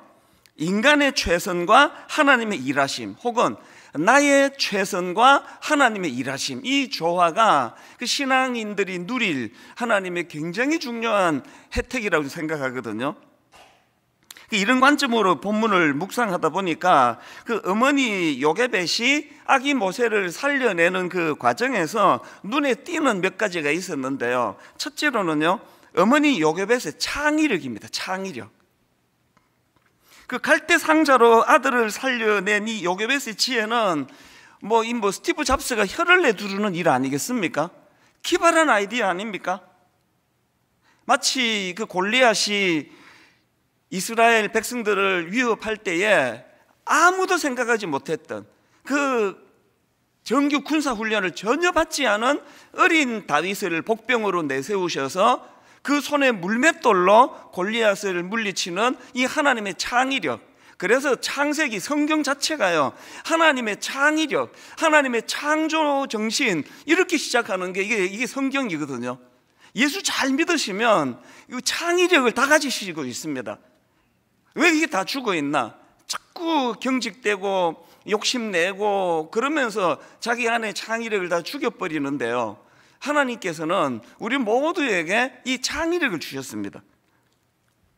그런가 하면 두 번째로 제가 어머니 요게벳을 보면서 느끼는 게, 요게벳의 모습에서 눈에 띄는 그 절박함이에요. 절박함. 이 갈대 상자는요, 그냥 산책하다가 그거 좋네 이래서 만든 게 아니고요, 이제 이 아들을 살려내야 되는데 절체절명의 위기 속에 있는 아들을 놓고 불철주야 그 문제를 고민하며 절박한 마음으로 고심하면서 나온 게 그게 갈대 상자거든요.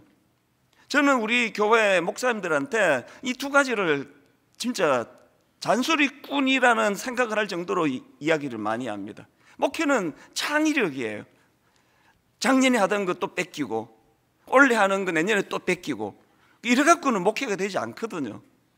그러면 이 목회에 있어서 중요한 창의력은 절박함에서 나오는 거예요. 막 불철주야 이 교회가 이러면 안 되는데 우리 교회가 이제 이렇게 계속 덩치만 커지고 이렇게 그냥 막 루틴하게 가면 안 되는데 이게 맛이는 소금이 되면 어떡하나, 이런 절박한 마음에서부터 나오는 게 이게 창의력이거든요. 제가 어느 책에서 본 이걸 우리 교역자에게 다 뿌렸습니다. 짧은 한마디인데 이렇습니다. 실력이 차이를 만드는 것이 아니라 고민이 차이를 만든다.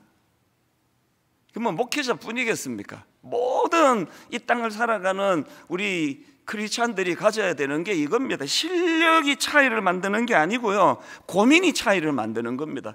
어떻게 하면은 교회를 더 하나님이 기뻐하시는 교회로 그렇게 세워갈 것인가? 우리 가정은 어떻게 하면은 저 아이들과 더불어 건강한 가정이 되게 할 수 있을까? 불철주야 정말 괴로워하고 또 괴로워하면서, 그래서 실력이 차이를 만드는 것이 아니라 고민이 차이를 만든다. 여기서부터 갈대상자가 나온 거고요. 그런가 하면 또 한 가지, 요게벳이 만든 갈대상자는요, 모험 정신의 산물입니다. 출애굽기 1장 22절에 보면은 그러므로 바로가 그의 모든 백성에게 명령하여 이르되 아들이 태어나거든 너희는 그를 나일강에 던지고, 나일강은요 아이들이 버려지던 죽음의 강이에요. 그런데 요게벳이 그 죽음의 강에 승부수를 던지잖아요. 생명의 갈대상자를 띄우는 거, 이게 그리스도인의 모습이라고 생각을 합니다. 그래서 저는 이 요게벳의 창의력, 절박함, 또 모험정신, 이 세 가지를 요게벳의 모습에서 제가 발견을 하는데, 이제 중요한 건 지금부터입니다. 그러면 요게벳에게 만들어진 이 창의력과 절박함과 모험정신은 어떻게 만들어진 거냐, 어디서 생겨난 거냐, 이런 정신들이 두 가지 원동력을 저는 발견하는데요. 여러분, 어머니 요게벳의 창의력과 절박함과 모험 정신은요, 두 가지 원동력 중에 첫 번째가 뭡니까? 무능한 자기 자신에 대한 자각에서부터 시작이 되는 겁니다. 본문 2절 3절 초반을 보십시오. 그 여자가 임신하여 아들을 낳으니 그가 잘생긴 것을 보고 석 달 동안 그를 숨겼으나 역부족이에요. 그 다음 3절, 더 숨길 수 없게 되매, 그래서 나온 게 갈대상자입니다. 그를 위하여 갈대상자를 가져다가 역청과 나무 진을 칠하고 아기를 거기 담아 나일 강가 갈대 사이에 두고, 이 모든 기적의 첫 출발은요, 더 숨길 수 없게 되매. 저는 지난 한 주 동안에 이 표현을 마음에 새기고 또 새겼습니다. 모든 하나님의 창조적인 사역의 첫 출발은요, 자기의 무능함을 인식하는 것부터예요. 더 숨길 수 없게 되매. 그런가 하면은 하나 더 있습니다. 이거로는 창의력도 나오지 않고 절박함도 나오지 않고 모험정신도 나오지 않고 절망만 나올 뿐이에요. 이 절망적인 무능한 자신에 대한 자각의 표현인 더 숨길 수 없게 됨에가 어떻게 창의력을 만들어내고 절박함을 만들어내고 모험정신을 만들어내느냐, 두 번째 요소를 요게벳이 갖고 있었기 때문이에요. 첫 번째가 무능한 자신에 대한 자각이라면, 두 번째는요, 하나님께 위임하는 태도. 이 두 가지가 조화를 이루어서 창의력이 나오고 모험정신이 거기서 나오고 하나님 앞에 도전할 수 있는 마음들이 생기는 거거든요. 예전에 제가 한번 인용한 적이 있어요. 그때도 뭐 교회적으로 저에게 엄청난 위기를 맞고 있던 때였는데요. 그때 제가 요게벳의 노래라는 이 찬양을 제가 들려드리다가 막 울고 했던, 되게 창피했던 기억이 나요. 그 가사 기억하시는지 모르겠는데요, 제목이 요게벳의 노래입니다. 작은 갈대 상자 물이 새지 않도록 역청과 나무 진을 칠하네. 어떤 마음이었을까? 그녀의 두 눈엔 눈물이 흐르고 흘러 동그란 눈으로 엄마를 보고 있는 아이와 입을 맞추고 상자를 덮고 강가에 띄우며 간절히 기도했겠지. 정처 없이 강물에 흘러내려가는 그 상자를 보며 눈을 감아도 보이는 아이와 눈을 맞추며 주저앉아 눈물을 흘렸겠지. 그리고 그 다음 가사가 이렇습니다. 너의 삶의 참 주인, 너의 참 부모이신 하나님, 그 손에 너를 맡긴다. 너의 삶의 참 주인, 너를 이끄시는 주 하나님, 그 손에 너의 삶을 드린다. 제가 요즘 절박하게 기도하는 게, 하나님 저를 AI처럼 만들어 주세요.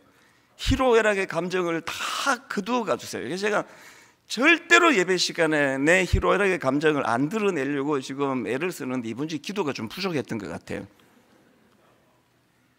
이런 어떤 인간적인 감정이 드러나지 않고 저는 로봇이 되기를 원해요. 타격 감아주면 열심히 설교하고, 그리고 역할이 끝나면 허튼짓하지 않고 멍하니 앉아 있다가 오늘 설교가, 오늘 예배가 그렇게 진행되기를 원합니다. 그러나 여러분, 제 마음에 담겨 있는 떠나가시는 분들에 대한 한마디 고백이 이거예요. 너의 삶의 참 주인, 너의 참 부모이신 하나님, 그 손에 너의 삶을 맡긴다. 오늘 그래서 이제 이런 내용을 제가 읽었거든요. 나에게 집중하면 절망이 보이고 하나님께 집중하면 희망이 보인다. 요게벳이 절체절명에 도저히 자기 힘으로 살릴 수 없는 그 아들을 살려낼 수 있는 원동력이 여기서 나온 거 아닙니까? 그래서 제가 오늘 설교 제목을 나의 최선과 하나님의 일하심, 이렇게 잡은 이유가 여기에 있습니다. 요게벳이 이렇게 자기가 할 수 있는 모든 최선을 다해서 그렇게 모세를 살리려고 애를 썼을 때 하나님께서 어떻게 일을 하셨느냐, 뭐 본문 전체가 다 하나님 일하시지만 그 중에 두드러지는 것이 본문 5절 6절입니다. 바로의 딸이 목욕하러 나일 강으로 내려오고 시녀들은 나일 강가를 거닐 때에 그가 갈대 사이에 상자를 보고 시녀를 보내어 가져다가 열고 그 아기를 보니 아기가 우는지라. 그가 그를 불쌍히 여겨 이르되 이는 히브리 사람의 아기로다. 바로 왕 딸 공주 입장에서 이거는 난센스예요. 그 상자를 열었더니 거기에 애가 하나 있는데 그 애는 반역자의 애입니다. 아버지의 명을 거역한, 본능적으로 분노가 나와야 되는 거 아닙니까? 이런 못된 짓을 했어 이걸. 그런데 그 바로의 딸 공주가 그 아기가 불쌍하게 보이는 거예요. 여러 번 말씀드리잖아요. 부모 자녀, 상대방이 불쌍해버리면 모든 게 다 해결이 돼요. 가정의 평안은요, 상대방이 불쌍해버리면 돼요.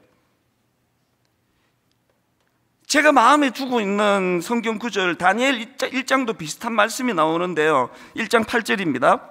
다니엘은 뜻을 정하여 왕의 음식과 그가 마시는 포도주로 자기를 더럽히지 아니하리라 하고 자기를 더럽히지 아니하도록 환관장에게 구하니, 이렇게 하나님이 인간의 최선을 다하여 더럽히지 않으려고 애를 쓰니까 하나님 어떻게 일하시느냐, 바로 그 다음 9절입니다. 하나님이 다니엘로 하여금 환관장에게 은혜와 긍휼을 얻게 하신지라. 세 번역으로 하나님은 다니엘이 환관장에게서 호의와 동정을 받도록 해주셨다. 여러분, 자녀들을 위해서 이 기도하셔야 돼요. 하나님, 우리 아이 학교 선생님이 우리 아이를 호의와 동정으로 바라보게 해주시기 원합니다. 하나님, 이제 이 아이를 시집 보내야 되는데 우리 딸 남편들 이 예비 사위가 우리 딸을 은혜와 긍휼로 바라보게 해주시기를 원합니다. 제가 지난 20년 동안 여러분들에게 받은 눈물 나는 고마움이 이거예요. 어른 목표도 안 해본 42살짜리 진짜 애송이 목사가 얼마나 많은 실수를 했겠으며 얼마나 여러분 마음을 놀라게 하는 일이 많았겠습니까? 그럴 때마다 여러분들은 호의와 동정으로 저를 불쌍하게 보셨어요. 그래서 뭐 덮어주시고 감싸주시고 기다려주시고. 그래서 저는 오늘 이제 너무나 약점도 많고 실수도 많은 저를 이런 호의와 동정으로 바라보게 해주신 성도님들과 그 배후에 계시는 하나님의 일하심, 교회를 위하여 금식하다 돌아가신 우리 아버지를 긍휼히 여기신 하나님께서 저를 긍휼히 여기셨기 때문에 이렇게 호의와 동정으로 목회를 기다려주시는 성도들로 인해서 상상을 초월하는 그런 행복한 목회를 할 수 있었는데요. 이제 오늘 1만 성도 파송운동 파송 예배 아닙니까? 29교회로 가시는 모든 성도님들에게 제가 눈물로 호소합니다. 여러분이 저에게 그래 주셨던 것처럼 우리 젊은 29 목사님들에게 호의와 동정으로 그들을 바라봐 주시기를 바랍니다. 사람이요, 지금 안 그래도 지금 긴장하고 있는데 지금 또 뭐 그 부교역자들 중에서 우리가 청빙을 했잖아요. 남의 교회 담임 목사 빼오면 안 되니까. 그러니까 지금 다 처음 걷는 길이에요. 얼마나 긴장이 되겠냐. 게다가 그냥 그 집사님들이 목사님은 이거 왜 이렇게 하는데요? 이러시면 안 되는 거 아닙니까? 그러면요, 주눅이 들면은 목회가 안 돼요. 진실로 정말 여러분 호소합니다. 29 목사님들에게 호의와 동정으로 기다려주시고, 제가 29 목사님을 1년 반을, 그리고 뭐 제일 오래 저와 같이 사역한 목사님은 분당 우리 교회 18년 부교역자가 있습니다. 제가 저들을 다 지켜봤잖아요. 단 한 사람도 아직 조금 더 뭐 이제 연결어져야 되는 부분은 있는지 모르겠지만 중심이, 제가 저 출발할 때는 안 저랬는데 너무나 반듯한 목사님들이에요. 그래서 여러분, 교회가 부흥하려면은요, 피차간에 호의와 동정이 살아있는 교회예요. 가정이 살아나려면 서로에 대한 호의와 동정, 이게 하나님의 일하심입니다.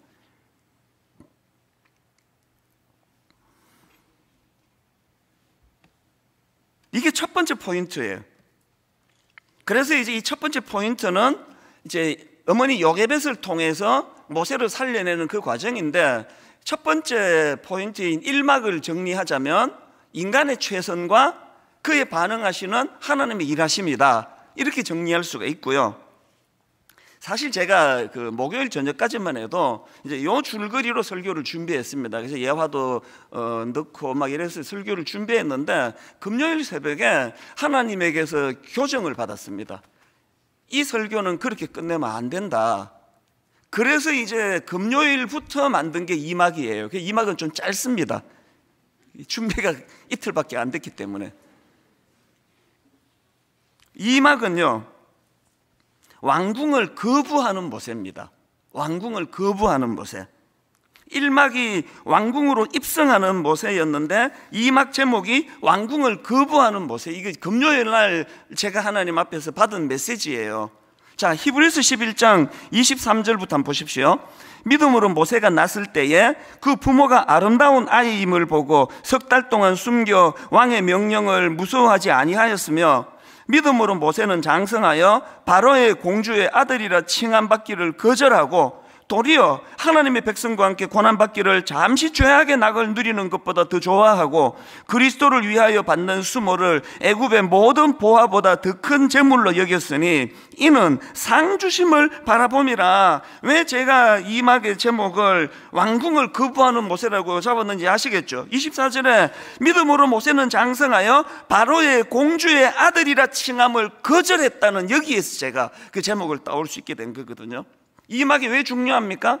오늘 파송 예배에서 하나님이 왜 금요일 새벽에 저에게 이번 설교는 1막으로 끝내면 안 된다라고 교정해 주셨는지 아시겠죠? 만약에 모세가 이런 특별한 1막의 은혜를 누려가지고 그렇게 그 왕궁으로 입양이 되고 호의호식 하면서 그러면서 평생을 그렇게 누리며 살았다라면 이 1막이 무슨 의미가 있느냐는 거예요. 지금 다른 동족들은 그 바로의 핍박으로 피눈물을 흘리고 있는데, 자기 혼자만 왕궁에서 하나님의 은혜를 난 태어날 때부터 받았다고. 이게 다 하나님 은혜라고. 그러면서 평생을 호의호식하고 산다면 그게 무슨 의미가 있느냐는, 그게 금요일날 하나님이 제게 주신 메시지였습니다. 오늘 예배는요, 1만 성도 파송운동 파송 예배로 드려지지 않습니까? 1만 성도 파송운동의 첫 출발이 이랬습니다. 다 아시는 내용 한번 총 정리를 오늘 해보기를 원하는데요, 분당 우리 교회는 학교를 빌려서 쓰다 보니까, 그리고 학교에서 이제 이 꼭대기 층에다가 또 허락을 해주셔가지고 그거를 이제 잘 다듬어서 이제 주일학교로 썼는데, 놀랍게도 2만 명 가까이 출석할 때까지 주중 공간이 없었습니다. 교육관이 없었습니다. 주일학교는 뭐 이거는 교육이 안 된 건 오래됐고요. 그리고 이제 학교를 빌렸으니까 주중에 모일 데가 없는 겁니다. 그래서 이래갖고는 교회가 안 되겠다 해서 임대할 때를 인근에 한 20몇 군데를 뒤졌는데, 우리 교회 사이즈를 담아낼 공간이 임대로 나오질 않아요. 그래서 이제 매입한 게 드림센터거든요. 저는 그 드림센터를 이제 매입하고 입주하고 나서 그때부터 고통이 시작이 됐습니다. 너무 큰 거예요, 건물이. 그리고 우리나라에 그 미자리 교회가 얼마나 많은데, 그 반지하 그 공기도 통하지 않는 데서 예배를 드릴 그런 장소도 없어가지고 그 무슨 카페를 빌려서 예배를 드리고 이런 현실인데, 우리 편하자고 이 큰 건물을 이게 쓰는 게 옳은 일인가. 그래서 그게 마음에 가책이 돼가지고요, 그 당시로는 초기에 외부 손님 만날 때 드림센터에서 만나서 소리를 못했습니다. 부끄러워가지고. 그래서 율동공원에서 만나고 카페에서 만나고. 그리고 여러분 다 아시지만 분당 우리 교회 드림센터에 교회를 알리는 간판이 없습니다. 차 몰고 가는 사람들 되게 궁금해할 거예요. 뭐 하는 건물이지? 지하 주차장으로 가는 그 입간판도요, 처음에는 없었습니다. 어쨌든 여기가 지나가는 어떤 작은 교회 성도님들이 이거 보고 이렇게 큰 교회도 있느냐고 마음이 상처를 입을까 봐 계속 그 마음에 고통을 갖고 있다가, 그 과정에서 이제 어느 새벽에 하나님께서 저에게 주신 메시지로 2가지 약속을 드린 거 아닙니까? 잠결에. 그 중에 하나가 1만 성도 파송 운동, 이제 오늘 결실을 맺게 되는 1만 성도 파송 운동이고, 그리고 또 하나가 드림센터 사회 환원에 대한 약속이었습니다. 쫓겨날 짓을 했는데 눈물로 여러분들이 그것을 인준해 주셔서 이것도 호의와 사랑, 하나님의 일하심이라고 생각을 합니다. 지금 29 분립교회에 우리 자를 절대로 못 넣게 하는 그런, 참 본인들 입장에서는 야속할 것 같은데, 어떤 경우라도 우리 자를 넣지 말라고 한 것도 지역에 있는 작은 교회들을 배려하기 위한 거예요. 큰 교회가 우리 그러면서 그 지역을 차지하고 있으면 그것이 얼마나 위협이 되겠냐는 거예요. 이렇게 시작한 1만 성도 파송 운동이 이제 오늘 파송 예배로 그렇게 막을 내리게 되니까 너무 감사하고요. 무엇보다도 감사한 거는 이름이 1만 성도 파송 운동인데, 아이들 포함해서 10,000명이 넘는 성도님들이 29교회와 지역의 작은 교회로 가시겠다고, 이게 그냥 구두로 한 게 아니라 써서 제출한 거기 때문에 그냥 뭐 대충 결심한 건 아니라고 생각합니다. 저는 오늘 선포합니다. 오늘 이 시간부로 29개 분립개척교회는 완전한 독립입니다. 당회가 몇 번이나 이 문제들을 거론하면서 나누었습니다. 오늘 이후로 어떤 관여도 하지 않을 겁니다. 간섭도 하지 않을 겁니다. 그리고 여러분이 분당 우리 교회에서 이제 뭐 융자 얻고 이래가지고 이제 초기를 시작했다고 하는데, 그거는 우리랑 상관없는 일입니다. 이제 여러분의 교회가 자립이 되면 공동 모금으로 되갚는 거지 분당 우리 교회에다 갚는 거 아닙니다.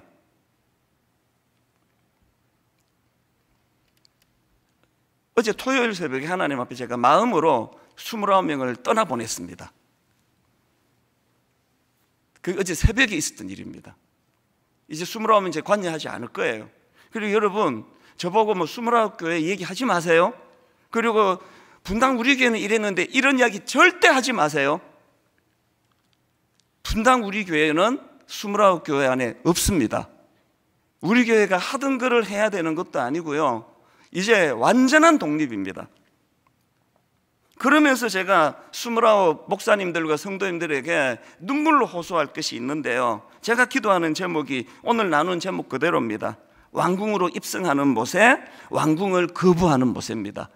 다른 맨 땅에 헤딩하듯 한두 명 가지고 개척하는 수많은 분들 앞에서 29교회는 왕궁으로 입성하는 모세 같을 거예요. 그 왕궁을 거부하셔야 됩니다.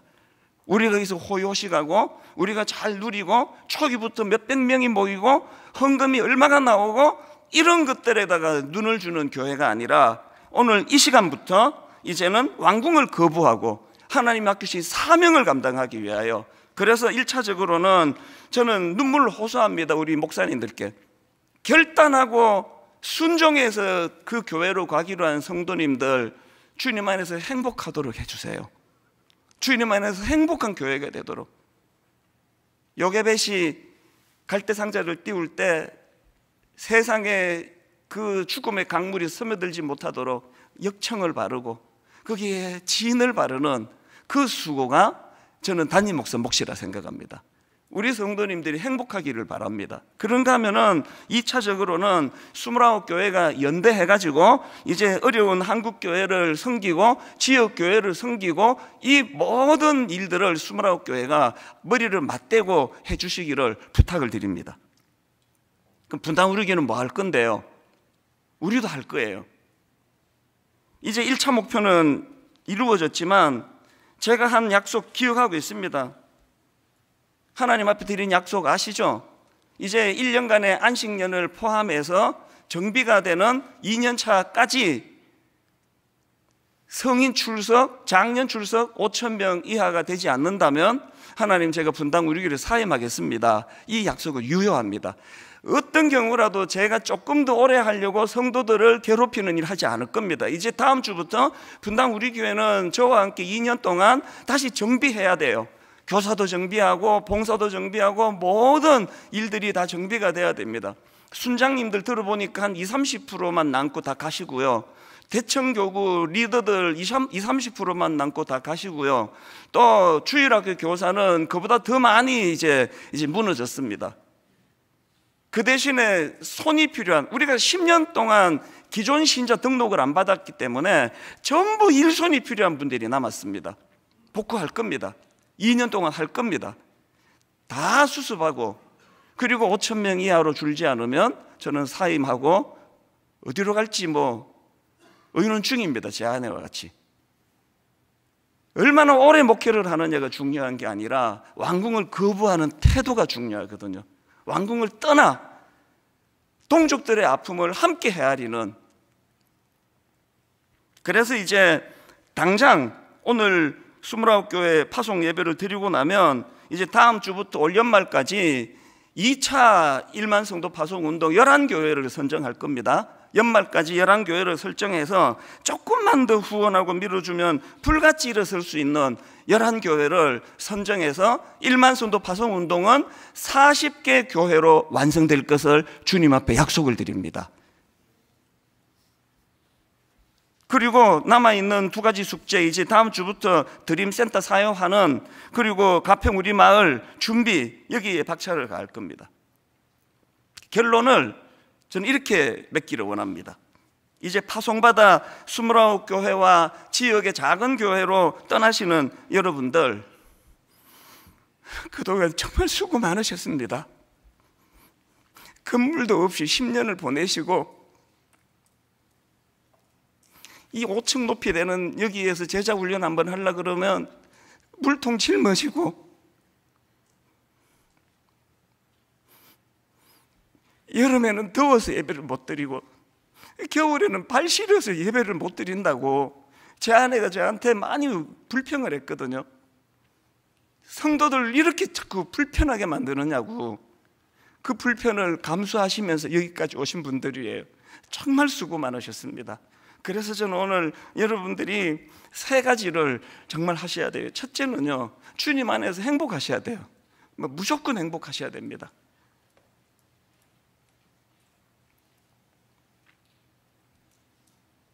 오늘 이 파송 예배 사실은요, 막 뒤에 무슨 요란한 순서도 만들고 막 여러 가지를 계획했던 거 어제 다 취소시켰습니다. 다 취소했습니다. 왜? 이제 분당 우리는 잊어야 되니까요. 기억에 남는 파송 예배 드리고 싶지 않습니다. 하나님께만 영광이 되고 이제 분당 우리 교회를 잊어주시고 여러분이 가시는 그 교회에서 행복하셔야 돼요. 주님 안에서 행복하셔야 돼요. 안전하게 역청을 발라 만든 그 방주, 이게 원어로 보면은 갈대 상자하고 노아의 방주가 같은 단어예요. 그 안전한 역청으로 무장된 교회로 가셔서 여러분 행복하셔야 됩니다. 그런가 하면은 두 번째가 감사예요. 감사. 지나간 것에 대한 감사, 오늘을 감사, 앞으로의 감사. 제가요, 지난주에 29교회 목사님들한테 진짜 이상한 요구를 했습니다. 나한테 선물하라 그랬습니다. 1년에 한 번씩 내가 세금 거두듯이 내가 꼬박꼬박 거둘 거라고. 그래서 선물 가져오라고. 지금까지는 내가 교육자들이 뭐 주는 걸 기쁨으로 받아본 적이 없는데 지난주에 제가 목요일 날 선물 가져오라 그랬습니다. 그리고 조건이 있다. 물건 말고 상품권으로 달라 그랬습니다. 바꾸었어. 이제 상품도 싫어요. 현금으로 줘. 현금으로. 이렇게 말했습니다. 그래야 딴 사람한테 전하기가 쉽잖아. 뭐 이따만한 과일 박스 주면은 그 전하기가 어렵잖아요. 저는 우리 스물한 목사님에게 감사를 가르치고 싶었습니다. 목사님은 늘 받는 데 익숙한데 나한테도 주고 고마운 성도님한테도 자꾸 선물하고 자꾸 감사를 표현하는 훈련을 해라. 그래서 1년에 딱 한 번만, 나한테는 한 번만 하면 된다. 목사님 집에 앉아 있는데 상품권 아닙니다. 현금이 현금. 현찰로 주세요. 잘 전하겠습니다. 감사해요. 마지막 세 번째가 하나님 앞에서 여러분 사명 감당이에요. 사명. 우리가 그러려고 지금 이 고생을 하는 거 아닙니까?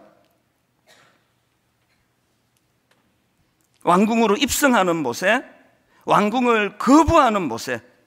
히브리서 11장 24절 다시 읽습니다. 믿음으로 모세는 장성하여 바로의 공주의 아들이라 칭함받기를 거절하고 도리어 하나님의 백성과 함께 고난받기를 잠시 죄악의 낙을 누리는 것보다 더 좋아하고 그리스도를 위하여 받는 수모를 애굽의 모든 보화보다 더 큰 재물로 여겼으니 이는 상 주심을 바라봄이라. 오늘 마무리 찬양으로 부를 찬양 제목이 은혜예요. 은혜. 가사가 이렇습니다. 내가 누려왔던 모든 것들이, 내가 지나왔던 모든 시간이, 내가 걸어왔던 모든 순간이 당연한 것 아니라 은혜였소. 아침 해가 뜨고 저녁엔 노을, 봄의 꽃향기와 가을의 열매, 변하는 계절의 모든 순간이 당연한 것이 아니라 은혜였소. 모든 것이 은혜, 은혜, 은혜, 한없는 은혜. 내 삶에 당연한 것 하나도 없었던 것을 모든 것이 은혜, 은혜였어. 이렇게 좋은 성도님들과 함께 목회할 수 있었던 것도 당연한 게 아니고 은혜고요. 이렇게 부족한 저희들이 29교회나 파송할 수 있는 이런 놀라운 일을 감당할 수 있게 된 것도 은혜였습니다. 여러분, 일만수도 파송운동 파송 예배는 요란한 어떤 순서로 꾸며주고 싶지 않습니다. 이 고백의 찬양 안에 우리의 모든 마음이 다 하나님께 상달될 것이라고 저는 믿습니다.